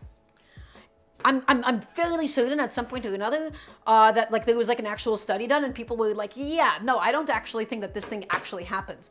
And this distinction between honing and sharpening, what's really happening with a honing rod is it is just sharpening, just very, very little. It's just maintenance sharpening. There you go. Slice it nice and thin, nice and thin, nice and thin, nice and thin.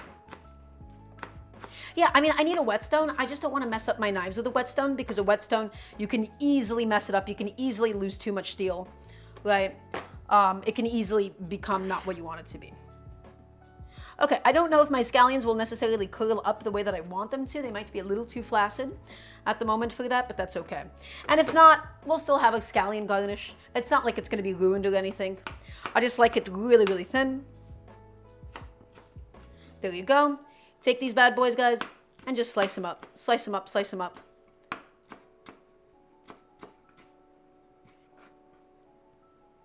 Use a honing rod and it feels even sharper a year later. I see. If you have a really nice knife with a really nice steel, don't worry about losing too much steel, just buy a finer one. Well, it depends on the kind of grit that you need, because you do need to start out with a fairly coarse grit. Okay. Well, thank you for the recommendation, by the way, nonetheless. Okay, hopefully with any luck, my scallions will curl up. This will be used for the garnish later. I'm going to go ahead and set that behind me. We have no more use for that for the moment.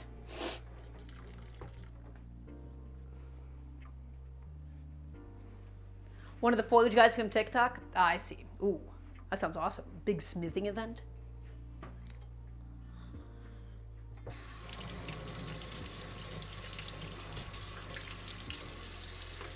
One second, everybody. Just gonna wash off my bench scraper. It has all the potato starch still stuck to it.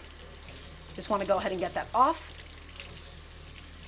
Okay, I do believe now would be a pretty good time for us to add in the potatoes. So, I don't think my little potato that I set aside has actually oxidized in that time. At least significantly, I don't think it has. But I'm still gonna leave it out and just show you what happens with a given amount of time, okay? So, I'm gonna go ahead and add my potatoes now into the pot, my friends. Just take out all of that liquid that they've been soaking in. No use for it at all. I'm gonna add in the potatoes, and everybody, it is imperative that we add salt when it goes in so that the potatoes aren't bland on the inside. Another thing that I need your full attention for, guys, don't be afraid of putting things into boiling water, boiling oil. Get close, get comfortable, get cozy. It senses your fear. If you put it from up here, it's gonna splash. So get cozy, get intimate, get comfortable, get your bowl right up to the stew. Get it right in there. And this way, no splashing. I don't care if you're deep frying, I don't care if you're doing whatever. That is how you get things to not splash. It seems a little bit obvious, but so many home cooks, they have a thing of oil and they're so afraid of it. They have boiling water and they dump something in and it makes a mess. This is curry. I don't want it on my walls. I don't want it on my table. It's gonna stain. Okay, so gently add in the potatoes, get cozy, get comfortable, get intimate, get to know her a little bit, buy her a drink, okay, talk to her about her day, see if you guys have any mutual interests, and then leave when you realize you don't, okay? So add in the potatoes, now a nice big pinch of salt, big pinch because I want those potatoes, I want this curry seasoned, everybody, okay? Add it on in. Guys, it's been a month, it's been a couple months. Yeah, that's that one might be a clip, okay? Stir in the salt, and now gently cook the potatoes. And I do mean gently. Do not boil this. Do not destroy this with heat. You will overcook the outside of the potato, and the inside will be raw. The potatoes must be basically the last addition. They need to be gently going for the next 20 minutes or so, okay? Add it in, never an aggressive boil, because what's gonna happen is, an aggressive boil, it will overcook the outside, it will agitate the outside, okay? Then all of the starch from the outside is just gonna crumble into the stew, it's gonna crumble into the curry, and you're going to end up with a bowl of mashed potatoes. I love mashed potatoes. I love me a nice thick curry, but we can always do that later on. We can always adjust for the thickness later on. Be gentle, be delicate, be nice to her, and she's gonna be nice to you back, okay? So, let's go ahead and get the curry paste ready for today as well as my cilantro. My cilantro, that's gonna be my garnish, okay? And as always, everybody, we'll be delicately slicing the cilantro. We're not gonna chop it, we're not gonna crush it, we're not gonna destroy it. And so I know that we have a lot of new people in chat at the moment. We have a lot of new people watching, and so I need your attention for this one as well, and I need to hear another yes, chef, please, and thank you. Remember how I said, don't rock chop. Don't do this. Don't chop your herbs ever. Why? Chopping is this vertical motion. Think of a guillotine. That is a big old chop. When you chop something, you crush through it and you damage it. That is important if you're going through bone, like somebody's head being decapitated on a guillotine, but in the case of fresh herbs, something like cilantro, the more that you crush it, the more that you expose the chlorophyll, the more that it oxidizes and turns brown and loses flavor over time. Oxidization in cooking is not a typically good thing. So, the only time that it's like favored is that's how you get black tea, right? Green tea becomes black tea through the process of controlled oxidization. That's how you also age cocoa. And it's important sometimes, but not in this case, guys. So, gently hold your herbs, put it down and slice it with the full length of your knife. Full length, full length, full length, full length. I just joined to a New Yorker talking about decapitation. That's right. Slice it, slice it, slice it. Don't chop it. Don't crush it. Don't guillotine this. Okay? Welcome on in, 24601. Lovely to have you. And just gently slice it. And look how vibrant and look how green it is. It's not bleeding. It hasn't turned into mush. That is a lovely sliced cilantro. I'm just going to go ahead and take it and put it onto my plate. Can we rock chop things like garlic? Nope, because that's going to hurt your knife. Rock chopping is bad for the food and bad for the knife. Garlic, you don't care about crushing it, right? That's why we use a garlic press. But it still is bad for your knife. So don't rock chop. That is my biggest and most despised cooking technique. It should not exist. I don't understand why people teach it. It makes no sense. It is just easy to do and it makes people feel like they're professionals. So I do know why it exists. I just very, very strongly disagree with it conceptually. So everybody, curry paste. This is what makes this a Japanese curry, of course. We don't make this from scratch because it is truthfully a lot of effort. That would have been a lot more than it is worth. So instead, we used a bunch of our own spices. We amped it up. And now we got to figure out how much we're using for today. I'm going to completely go by feel on this again. Right, like what are they saying is the ratio here? Although I just mess with the ratio all the time.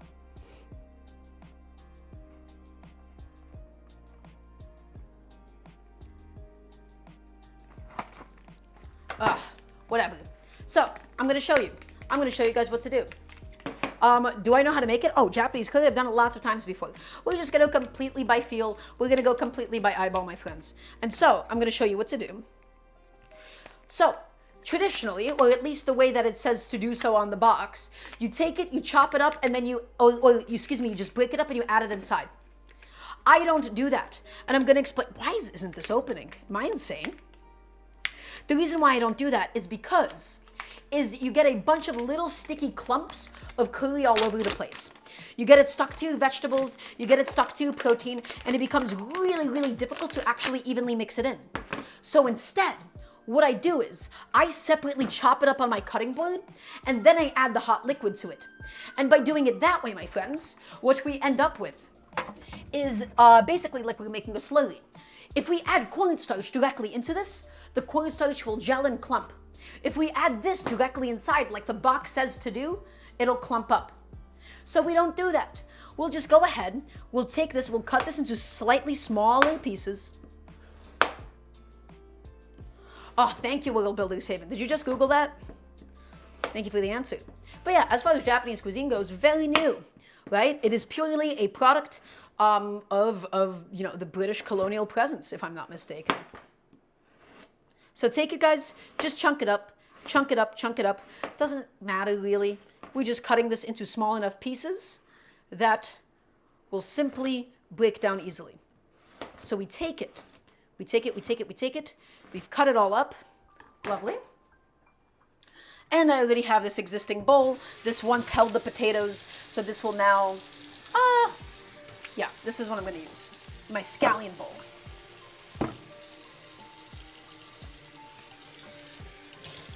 Okay, let's take it and let's scoop it up in here.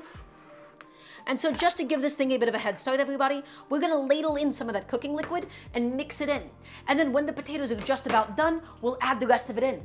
This is a cooking technique called tempering. Tempering is used for eggs oftentimes, okay? It's just used to really easily diffuse something inside without it overly coagulating or overly clumping up or cooking too quickly. Okay, so not exactly a tempeh, the same way that you would refer to it as eggs, but functionally it is a tempeh, and that's why I'm going to keep calling it that. So I'm going to ladle in some of this beautiful liquid This has flavor, my friends. And that is a thin metal bowl, and I just burned myself by pouring it in like that.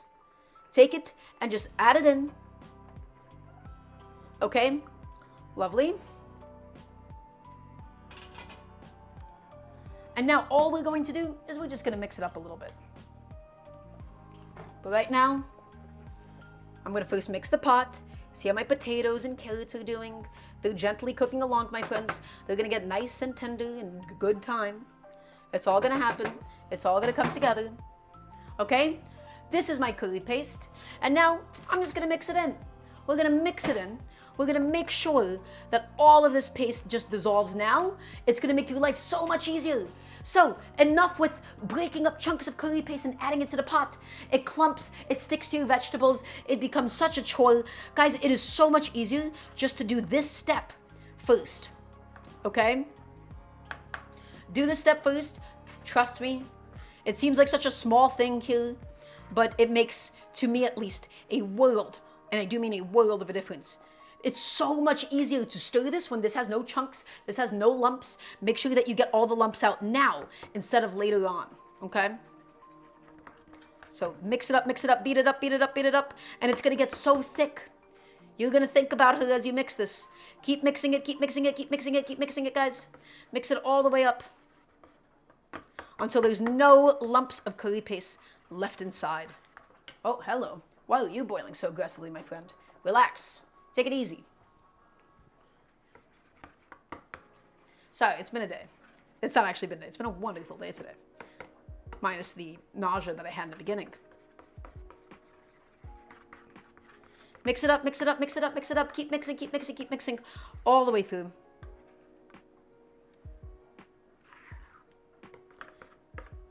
And just keep going through this. So much easier to do this now instead of doing this later on. And now, that smell, that aroma, that is your quintessential Japanese curry right now, my friends. This is beginning to really, really form. This is beginning to really, really come into play. Just mix it up, beat it up, beat it up, beat it up. Until there's no more little lumps. Again, do this now and you will save yourself later on. Oh, guys, it is aromatic. There's so many spices. There's so much flavor in this pot. And this is still before the curry paste. The curry paste is all here. Okay. That should be perfect. That should be lovely. That should be wonderful. The rice has about 4 more minutes left on it. My carrots and potatoes are still a little too firm for my taste, at least. So I'm going to keep that cooking. Keep it cooking. Nice, gentle, gentle heat. Okay, in fact, I might even slap a lid on it just to stop it from evaporating too much. It's evaporating, it's losing some liquid. It's becoming maybe too concentrated, I would say. But I'm gonna taste it first. Oh, guys. Spicy. Ooh, and smoky and flavorful. That is incredible. That pot is already so magical. And this is still before the chicken. Okay. Chef, I got here late. What is the red color in my carrots and pot? So that's mostly from my tomato and my spice mix. So let's do a recap session, everybody.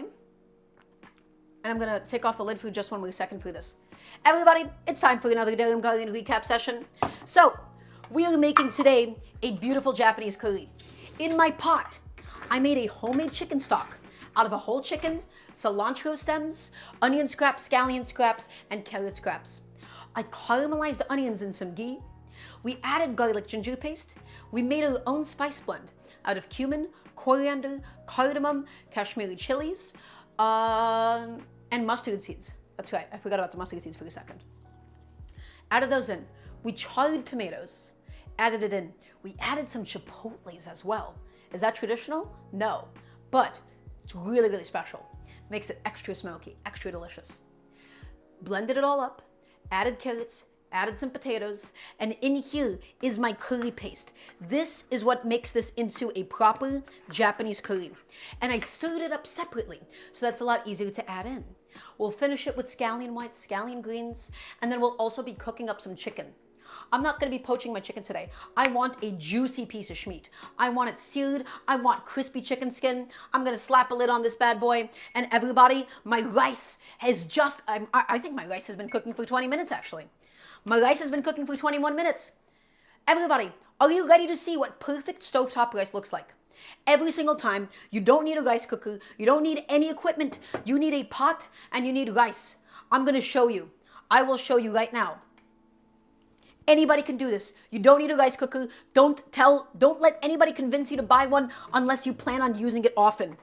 I don't think people need rice cookers nearly as much as they think that they do. So, ooh, actually, my heat was probably way too high for some reason. That's okay. My sides got a little bit crustier than expected, but that's okay. Everybody, perfectly fluffy, except my wooden spatula was dirty before I decided to mix this in.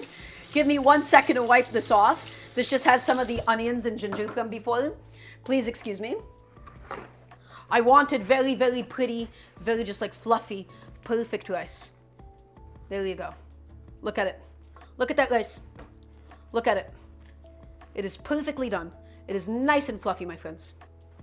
Nice and soft. Taste it.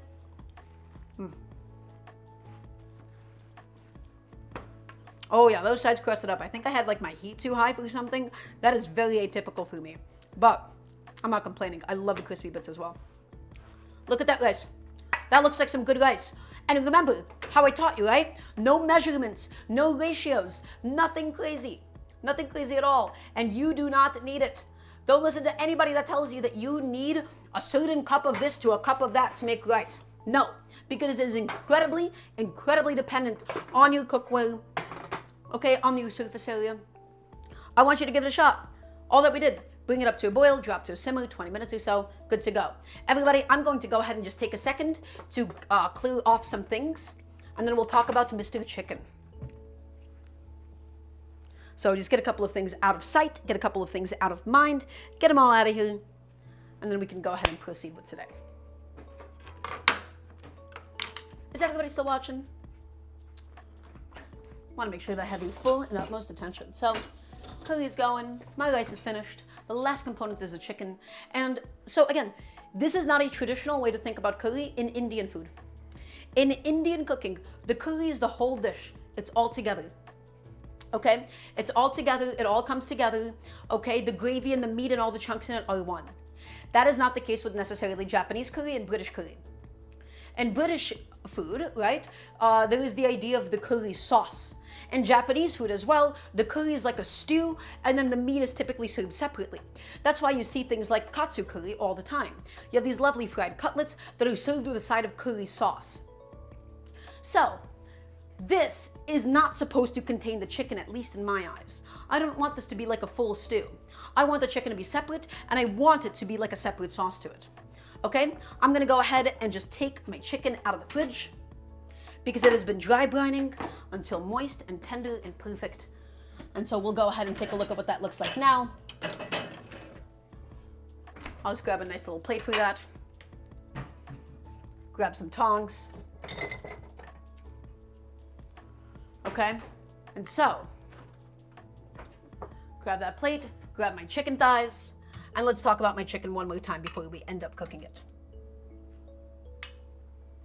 So guys, this is my chicken, okay? And it is ready to go for today.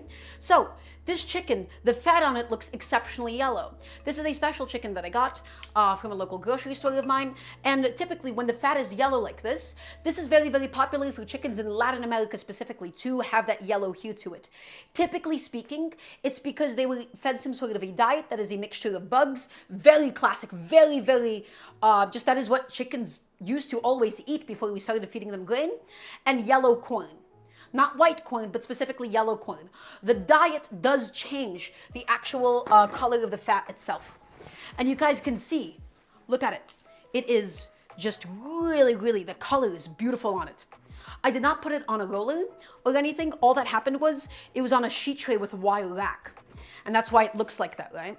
That's why it looks so, that's why it's got a little pattern on it at the moment. 2 lovely chicken thighs. Patting it dry so it doesn't splash, okay? Because the biggest enemy of getting a nice crust. The biggest enemy of cooking chicken at the end of the day, guys, is gonna be moisture. It sat with the salt. The salt is gonna penetrate the chicken itself. It's gonna get it nice and seasoned from the inside out. And additionally, it's going to make sure that we increase the moisture retention. The skin on, we're gonna get it really, really crispy this way, my friends. So, is everybody ready to cook this chicken? I wanna hear a nice yes, chef, please, and thank you. Well, actually, that's enough yes, chefs. Maybe don't. Maybe don't do it. Let's relax. I've been asking too much of you guys lately. Okay? We're gonna go to the stove. And this pot of lovely curry, we're not gonna forget about you. We just gotta let somebody else have this show for a second, okay, my friend? We're gonna get back to you, I promise. Okay, so that's just still simmering. I'm gonna give it a stir. You guys can't see it, but I'm stirring it up for a second. I'm just slowly cooking my potatoes and carrots. It's all coming together, everybody. Ooh, lovely. Okay, and now we're going to take a little stainless steel pan, and this is where I need your attention. This is what people mess up over and over and over again. Why do I use tongs? Just so I don't have to wash my hands. This is what people mess up. They mess up using stainless steel cookware. So I'm gonna first tell you what I'm doing, and then as it's doing it, I'm gonna talk to you why. I'm gonna take it medium-low heat. Medium-low. Not medium-high, not high, medium-low heat. And then a splash of neutral oil. And there is a lot of theory to what I just did here, and I'll explain to you exactly what all of that theory is. Little bit of peanut oil. We don't need much, because this is a very fatty piece of chicken. So, excuse me. Everybody, stainless steel is incredibly misunderstood. People don't understand how to use stainless steel. And people's ignorance has led to their own exploitation. That is not their own fault. They were never taught on how to properly use stainless steel. So here's what happens. Let's say, we're gonna make up a guy right now. Let's say we have a 22-year-old, moved out of his college dorm, he's got himself a nice job, he's living in his own apartment, he gets cookware that his mom gave him or something. He heats it up, he adds something into it, and food is sticking, and food is burning. And then we're gonna call this guy John, and then John goes, well, not John Dahlia, John Dahlia isn't chat, we're gonna call this guy Jim. Okay, and so here's what happens. Jim says, wow, stainless steel sucks, everything is sticking to it. Okay? Stainless steel sucks, everything is sticking, everything is burning, this is terrible. So, he watches a little commercial, he's watching a food video, he's watching a recipe video, and it's probably Marco Pure White getting sponsored by some non-stick cookware company. Or he goes on TV and he goes on Food Network, and then he sees Rachel Ray's garbage non-stick cookware product. And then he buys it, he's like, wow, nothing is sticking. Guys, non-stick as a material isn't very good. Teflon, great, it doesn't stick, it does the job. But it's a thin, crappy aluminum. When you have a thin piece of metal, it immediately cools down when you add food.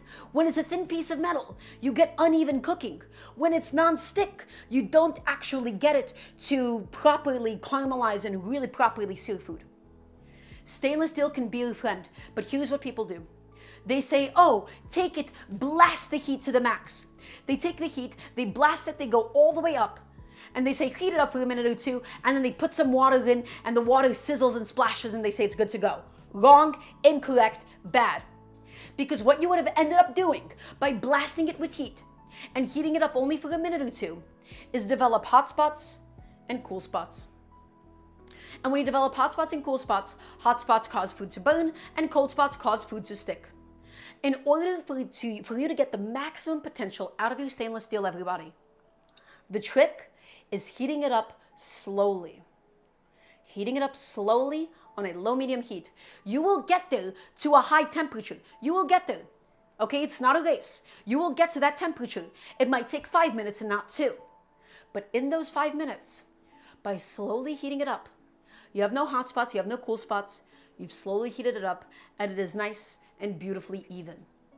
Nothing sticks, nothing burns, and I'm gonna prove it to you. I'm gonna prove it to you all live. I'm gonna show you how excellent of a job it is. So, couple things going on. Number one, peanut oil. Why am I using peanut oil? You can use any neutral cooking oil. Neutral cooking oils are highly refined oils that basically anything in there that could possibly burn or taste like anything they've taken out. I love peanut oil because it takes a very long time for it to burn. Other good choices are canola oil, vegetable oil, peanut oil, avocado oil, grapeseed oil as well. What I would not use olive oil for this because olive oil not only has its own taste, olive oil can't be brought up to the same temperature. I would especially not use butter. Butter has all the milk solids in. Okay? Peanut, I would go the other way. I'd say olive oil has extra flavor, but I don't want the flavor of it. I am purely using this oil as a slight means of lubrication, just to slightly stop things from sticking. Okay, so a little droplet of oil, just enough to be able to coat the bottom. Everybody, this pan is heating up slowly. So, we're gonna start these chicken thighs skin side down, and we're gonna be mostly cooking them skin side down. My goal is to get that chicken thigh skin. I want that thing crispy. I want it golden. I want it delicious. And by slowly cooking it on a medium heat with the skin side down, we're gonna release all of that fat. All of the fat is gonna melt out, my friends. All of it is gonna melt out. The chicken is gonna cook in its own fat, and it will be perfect. Your pan does not need to have a fire this big. Medium low, everybody. Medium low. On a nice thick stainless steel pan, it's not going to lose its heat immediately. I hate non-stick because of how thin it is. You add anything to it, and all of that heat is gone. It's so thin, it retains absolutely nothing. Okay, the thinner your pan, the more you have to overcompensate by overheating it. So slowly, slowly. That's the key. As with many things in cooking, there's almost never a time in food where you go fast. The thing I'm trying to teach all of you guys how to do is how to slow down and understand why we're doing some things here, okay? So we're gonna heat this up for another minute or so, and then she will be ready for my chicken thighs. So thank you for the rant. Well, not really a rant, that was more so just an education, okay? I just want to help you guys understand things. That's right, induction cookers, they heat things up fast. It is scary how fast they do.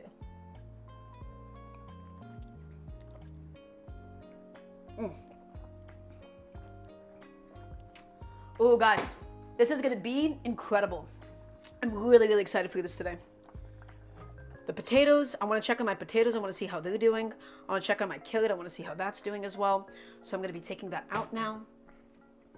And now, let's go ahead and layer the chicken thighs. So why do we pat it dry?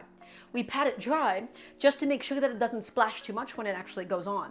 If your chicken thighs are wet, they're going to end up splashing and it's going to react with the oil and cause a big mess. Second of all, the less moisture there is, the more of a chance for it to get brown and crispy and really, really beautiful. So I really hate saying this term. I don't think it's very useful to always think about, but this is called the Maillard reaction. The Maillard reaction is basically a very long, complicated series of different chemical reactions that basically say, hey, when food turns brown, food is delicious. The more moisture present, the slower the Maillard reaction actually takes place. So what am I trying to say here? Your food will not brown as quickly if it's wet, and it will also splash. So that's why we patted it dry. My dry brine chicken thighs, my oil, it does not need to be smoking hot. I'm just redistributing the oil, making sure it's at a nice even layer, everybody. And now, skin side down. Lay it in, skin side down. And everybody, no sticking. I added this chicken. Look at it, look, look, look, look. Look at it. There is nothing sticking. We used a drop of oil. We didn't use a non-stick pan. You can do this too. You need to understand your cookware. You can master stainless steel as well. Don't listen to Rachel Ray peddling you overpriced aluminum garbage. Don't listen to Marco Pure White selling out and actively dying on camera as he tries to shill for you the next European non-stick cookware product. You can learn stainless steel too. So many people are intimidated by cast iron and stainless steel. So, how do we make it not sticky? You heat it up slowly. You don't blast it with heat. Nice and slowly, no cool spots, a little bit of oil. It's not deep frying, and if food starts to stick, guys, I mean, look at it. Look at it. It is just sliding around. It is slipping and it is sliding. And the pan doesn't need to be smoking hot. Right? That pan right now, it's not so hot right now. It's not smoking up my kitchen. This is, if I had to guess, maybe 375, 400 degrees Fahrenheit based on the amount of smoke being produced. So this entire idea that, oh, you have to get it as hot as possible for the food to not stick, absolutely nonsense. Now, copper pans is a bit of a different question. I'm going to explain to you why. With copper pans, it's actually a little bit more complicated. Typically, a copper pan isn't a naked copper pan. If it's a clad pan, meaning stainless steel on the outside, copper on the inside, absolutely same exact thing applies. Never heat it up when it's empty. If it is a copper and tin pan, meaning it is a copper pan with a tin lining, which is very, very old school, okay? In that case, that is basically completely non-stick. The tin coating, you actually physically can't heat it up past a certain point because then the tin starts melting. Like you will actually just like melt it off. But the tin is very naturally non-stick. That's the real special part of it. So guys, my chicken thighs, they're gently cooking, slowly, okay? How do you know when it's up to temp when heating up slowly? Doggy doll, here's my answer, I don't. I just wait for like 5 minutes, 40 minutes. I wait until the oil just barely starts smoking. Is it copper toxic? Copper in enough quantities is toxic, Jack. But you're not typically consuming enough copper for it to be toxic like that. So, everybody, we're mastering stainless steel together. Don't listen to all the people that say you have to crank up the heat. Don't listen to the people trying to sell you non-stick. They're all trying to profit in some way. I am here to teach you. I am here to help you. Okay? Nothing is sticking. Nothing is splashing. My chicken skin. Oh, guys, you can just see it is sliding around in this pan. We're slowly melting all of that lovely chicken fat. It is slowly cooking, guys. Okay? This chicken is gonna be incredible. You can see how golden the skin is becoming. I'm gonna show you. I'm gonna show you guys one more time. Ready? Look at that skin. Look at that chicken skin. It is becoming golden. It is becoming crispy. We're rotating it now. Okay? Because it develops a cool spot wherever it's sitting and the hot spot wherever it's empty. Okay? Because all the heat is transferring into the piece of meat. So we rotate it now every so often. So, the chicken itself, it just has some salt. It was previously dry brined. The rice is already done. The curry is going to be the majority of the seasoning. You're absolutely correct. I wanted to taste my potato. Guys, I think my potato is done.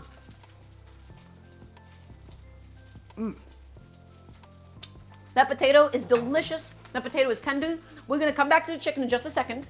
But right now, I'm actually just going to be switching the heat because it is now time, everybody. It is time for us to finish the curry. The chicken is going to go on the other stove. Don't worry, we'll be back. Look at this curry. Look at it. Look at it bubble. Look at it boil. Ready? How's the other potato doing? Actually, honestly, barely oxidized. Sometimes it's faster, sometimes it's quicker. So I'm sorry that my demonstration actually this time around wasn't all that accurate. So it is time to add in all of my curry paste. It is time to add it in. It is time for it to do its thing, everybody, which is to thicken it. This is, of course, the most important ingredient. And this is why we did this in a separate bowl. It is so much easier this way. You just mix it in. You just mix it in. Guys, there's no lumps. There's nothing that's like sticking to just the vegetables in here, right? Oh, I ended up just splashing some into the chicken. That is not what I had intended on doing. So please avoid doing that if you can help it. Please and thank you. But guys, just mix it in. Mix it in. And now, this pot of curry is almost done. It's going to continue to thicken. It's going to slowly cook up a little bit, okay?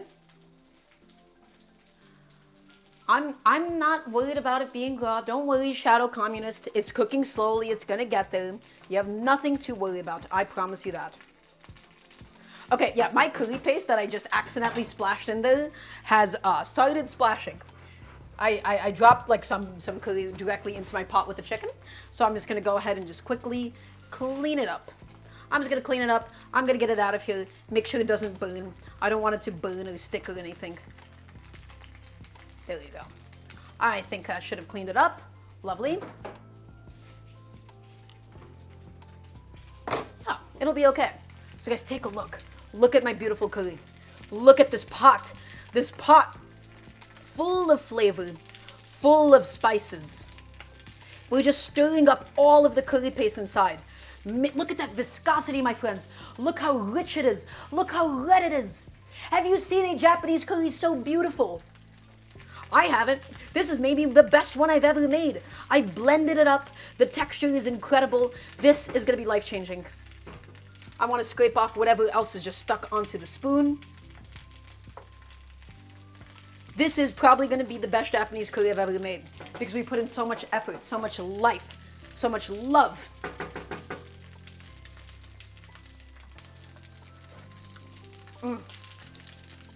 Oh my. Guys.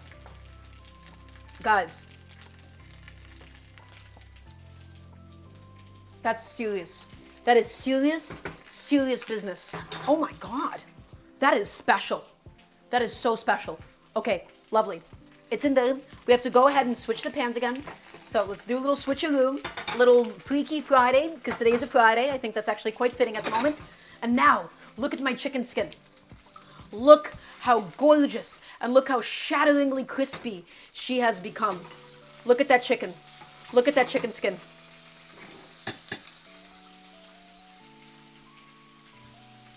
Oh yeah. Everybody, I mean business. I do not mess around. Chat, do we mess around? Do we mess around on this cooking show? Look at the chicken thigh. Crispy, perfectly cooked. It's gonna be juicy, it's gonna be tender, it's gonna be seasoned. Oof. That's right, everybody. We do not mess around. Not even a little bit. Not even as a treat we mess around. We never mess around on the show. We never slack. We keep it everything serious here. Everything serious. Okay, so everybody, I do want to actually point something out very quickly. We just added this chicken flesh side down. The flesh might stick a little bit, but if the flesh sticks, you just need to wait for it to naturally release itself. Okay? So I'm going to say this again. If you're seeing this and your flesh is sticking, which I don't know if mine will, guess what? It's not sticking at all. Beautiful. Guys, come on. Is that stainless steel or is that a nonstick pan? It is functionally a nonstick pan, but with all of the beauty of a lovely stainless steel one. We got that golden chicken fat coming out now. That chicken skin is so, so, so crispy. You can do this too. You don't need to buy nonstick cookware to get something this lovely. Oh, guys, and the curry looks amazing. Oh, I'm so happy about this. Guys, I am so excited to eat today. I cannot wait. I'm going to add the scallions in off camera. Just because I'm just going to go ahead and get away with that now. Don't necessarily need to do that in front of all of you. All of you people. As well as a bunch of my cilantro. All of it in. Oh, everybody, this pot of curry is serious. How long did I have it on the skin side? Soft until the skin looked crispy and beautiful. So, I don't know, maybe 6 minutes, something like that. It's a very thin chicken thigh, so there is nothing to worry about in terms of this chicken becoming undercooked. Okay? It's super, super thin. Chef, I have leftover tofu from today and I don't know what to do with it. Suggestions? Leftover tofu? I mean, you just asked me what to do with a leftover piece of meat, right? You asked me what to do with leftover cheese. You can do so many different things with it. Make mapo tofu if you have enough to do that. If you want to include it in a dish, do like a tofu and eggplant thing. That would be really lovely. That would be really delicious. Oh, guys. Oh, I can't wait to eat today. I really can't.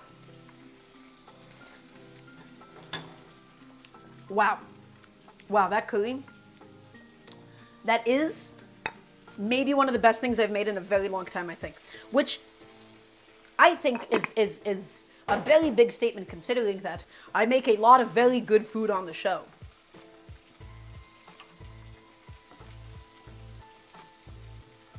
But this, oh, that's serious business, everybody. That is serious, serious stuff. My chicken thighs are continuing to go. I just want to get that flesh side also nice and caramelized as well. It's a chicken thigh. You can't really overcook a chicken thigh. Chicken thighs are so fatty, it's dark meat, it's got so much connective tissue in there that you can cook it as long as you would like. But in my case, it's only gonna need a few more minutes, and then she will be perfect.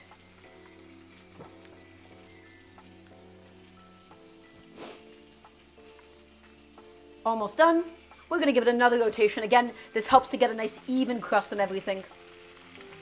And then we'll just be swapping out the tongs because this touched the contaminated chicken. The tongs didn't heat up or anything. They're still really contaminated, okay? So at this stage in the cooking process, that is when these tongs will go.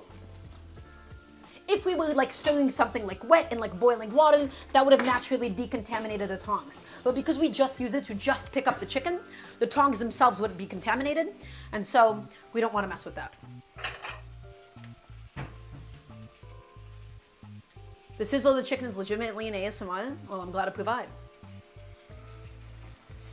Everybody, you know what? I think I'm gonna call it here for the chicken. It has been slowly cooking. And by the way, by slowly cooking it, you stop the outside from overcooking. We don't get a bullseye effect, right? We just have the whole thing be nicely and evenly done. That chicken thigh, that thing looks juicy. That thing looks perfectly cooked. I'm gonna give it another 2 minutes. You know what? Just 1 minute. Set a timer, 1 minute, set it, let it go, and I'm gonna go ahead and get my plate ready for today. Everybody, what are we thinking? Are we thinking a plate or a bowl? A bowl. I'm thinking a plate. I want to have everything laid out, right? Maybe not the most optimal way of eating it, but that is how Japanese curry is usually served. In a nice big plate, everything wide, everything spread out.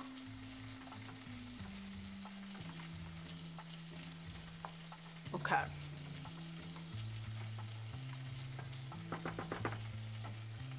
Oh, guys, I can't wait to show you this curry.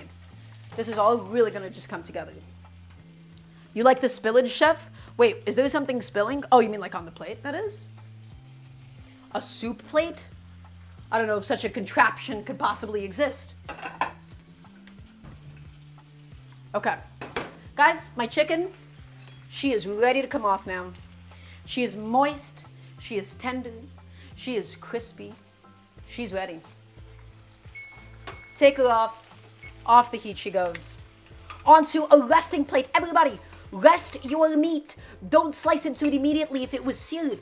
Because if you slice into it immediately, what's going to end up happening is all of the juices are going to spill out. By letting it slowly just rest a little bit after it cooks, we let it increase a little bit more in temperature, and then the juices become a little bit more viscous as they cool down. When it's super, super hot, the juices, they just spill out really quickly, okay? And that is not what we want. Everybody, I'm just gonna take this thing, I'm gonna put it into like my oven thing just because to get it out of sight, out of mind. And this is my pot of curry. There she is. Look at her. Look at her in all of her glory. Do you understand everything that went into this thing? Do you understand how much effort?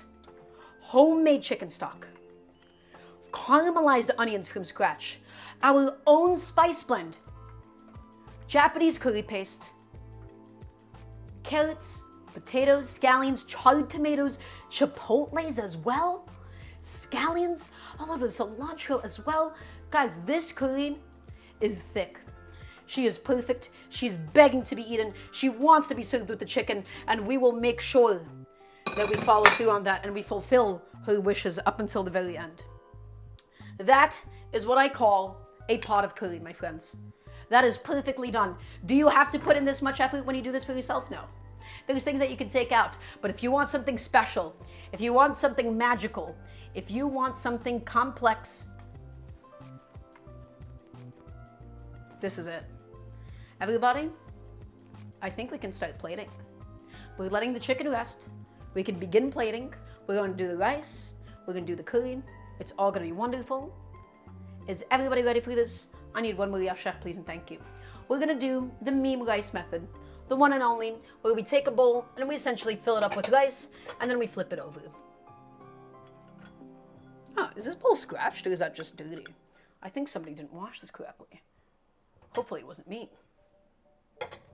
Okay, nice little bowl, a little bit of rice. Everybody, to get like a very nice little puck of rice if you would like, or actually, this is too wide.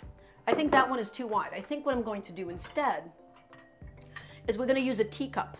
We're going to use this little teacup and we're going to fill this up with some rice. My rice, it's steamed, it's been fluffed up. She's all ready to go. Take your rice, and we're just gonna pack it in. We're gonna just pack it in. We're gonna pack it in, right? If I got any trans guys in chat, you know what I'm talking about. Sorry, that was stupid. Pack it in. Get yourself a lovely little cup of rice. There you go. That was stupid. That was too low-hanging fruit for me. That was just dumb. It's a normal thing that people do. That was just a dumb joke. There's no reason to yell at me for this one, okay? It was just stupid. Take it and now pat it in to get rid of all the gaps. This is purely for presentation reasons. If you want, you could just take everything and just throw it on there if you'd like, but I want to make it pretty. I want to put in that effort today, okay? We're going to make it pretty. So, rice inside of there. And now it's time to do the me method, which is you take it, you invert it like so, the rice comes out, and then you get this lovely little ball of rice, just like so. And now, my friends, we're almost done. We're going to go in with our ladle, and we're going to take a gorgeous big fat scoop of my curry, and we're going to add it inside with the carrots, with the potatoes, the scallions, everything that you could have possibly wanted and more. Ooh.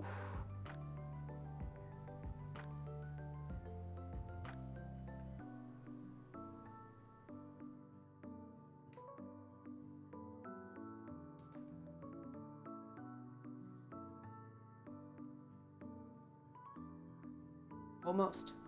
Almost done. Almost done. Not done yet though. We're almost done. Because now it's time for the chicken.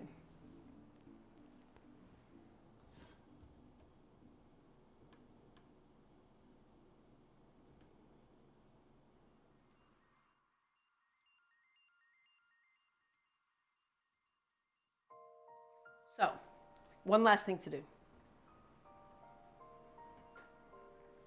One last thing. That's going to be my chicken.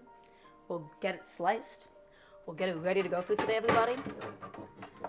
So, I like slicing it. I like slicing it because it just makes it easier for the person to eat. Everybody, my goal is to make it as easy as possible for the consumer to eat. I don't want to make it challenging. I don't want to make it difficult for them.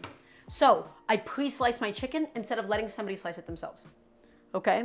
But we're not done yet. We're not done. You might think that we're done, but we're not done at all, my friends. I gotta quickly wash off my knife. Get that ready to go for this. My chicken thigh has become beautifully rested. And it is now time for us to assemble.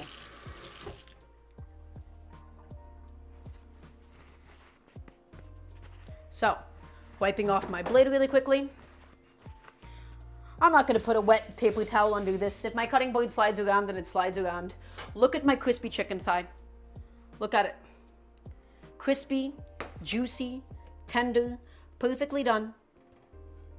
Take it, and we're going to just cut this into some nice, big strips of chicken. You hear that chicken skin, my friends?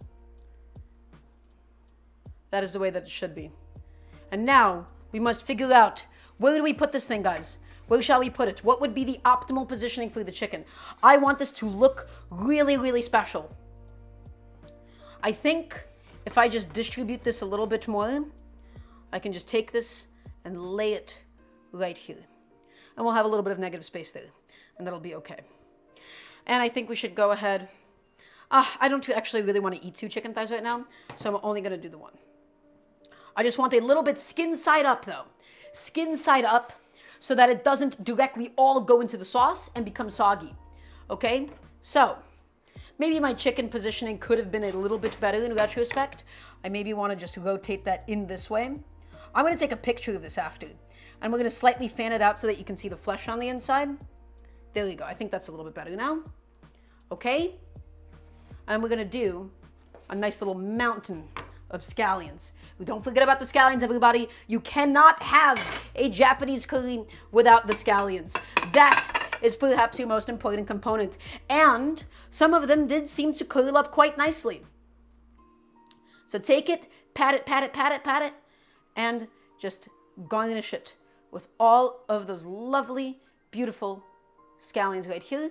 And then we're just going to do a little separate scallion mound so that whoever is eating, or in this case myself, can decide how much they actually end up wanting to eat. Instead of just putting it on top and portioning it immediately, I'm just going to put some on the side, and that will then let you mix it in.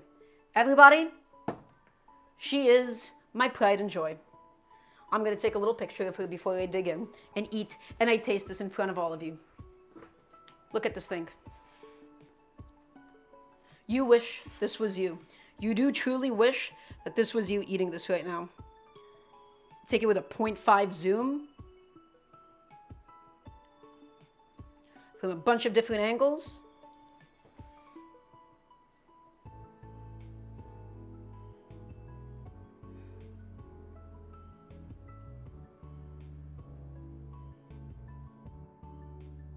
I'm really proud of this. I'm really, really proud of this thing today. This is it. This is why we just spent 3 hours cooking dinner. It was all worth it, everybody. Today, let's do it. Let's do a final recap session. Do I have an Instagram? I sure do. It should be just Daramgar. You can just find my link tree, and it should be there. Everybody, this is it. This is my piece de résistance. I don't know how to say it in French. My homemade Japanese curry. This beautiful crispy chicken thigh. Some perfectly cooked rice, not in a rice cooker, completely stovetop. Let's go ahead and just look at this thing for a second. The curry itself. We caramelized onions and ghee. We made our own homemade chicken stock. We made our own spice blend, okay? Out of cumin, coriander, red chilies, mustard seeds, cardamom, a lot of beautiful spices, so much aroma. We made a garlic ginger paste, we added it in. We added in charred tomatoes. We even added in a few chipotles. We added the homemade chicken stock, carrots and potatoes, scallions, and a little bit of cilantro too. Garnish it with some lovely scallions. Then we have my beautiful, perfectly cooked chicken thigh. Some perfect rice as well. So much effort, so much love, so much time, and so much affection. Let's have a little bite. I'm gonna start not with the chicken. Chicken is actually the least exciting part of this. The most exciting part, guys, is this. This is the magic. Curry, a little bit of rice to soak it up. Look at that perfectly cooked rice. A little bit of that. Take it and hot.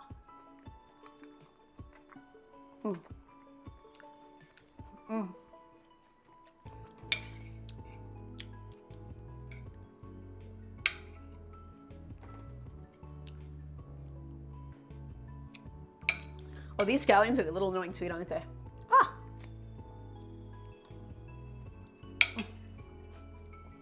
They're so good. Oh my God. Do you guys see how perfect this is? Do you guys see how good this thing is? Oh.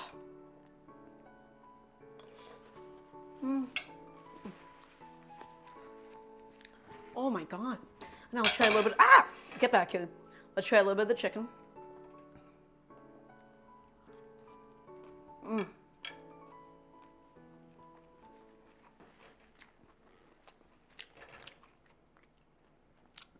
Crazy. You heard that crisp. You heard that crunch. Just the chicken thigh and some salt. And yet,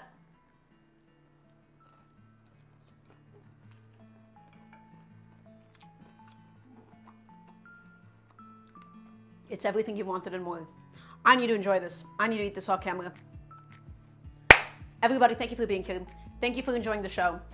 Thank you all. As always, if you'd like to financially directly support the show, exclamation mark Patreon. My goal is to be able to do this full time one day, and so any and all support on the Patreon is the best way to do so.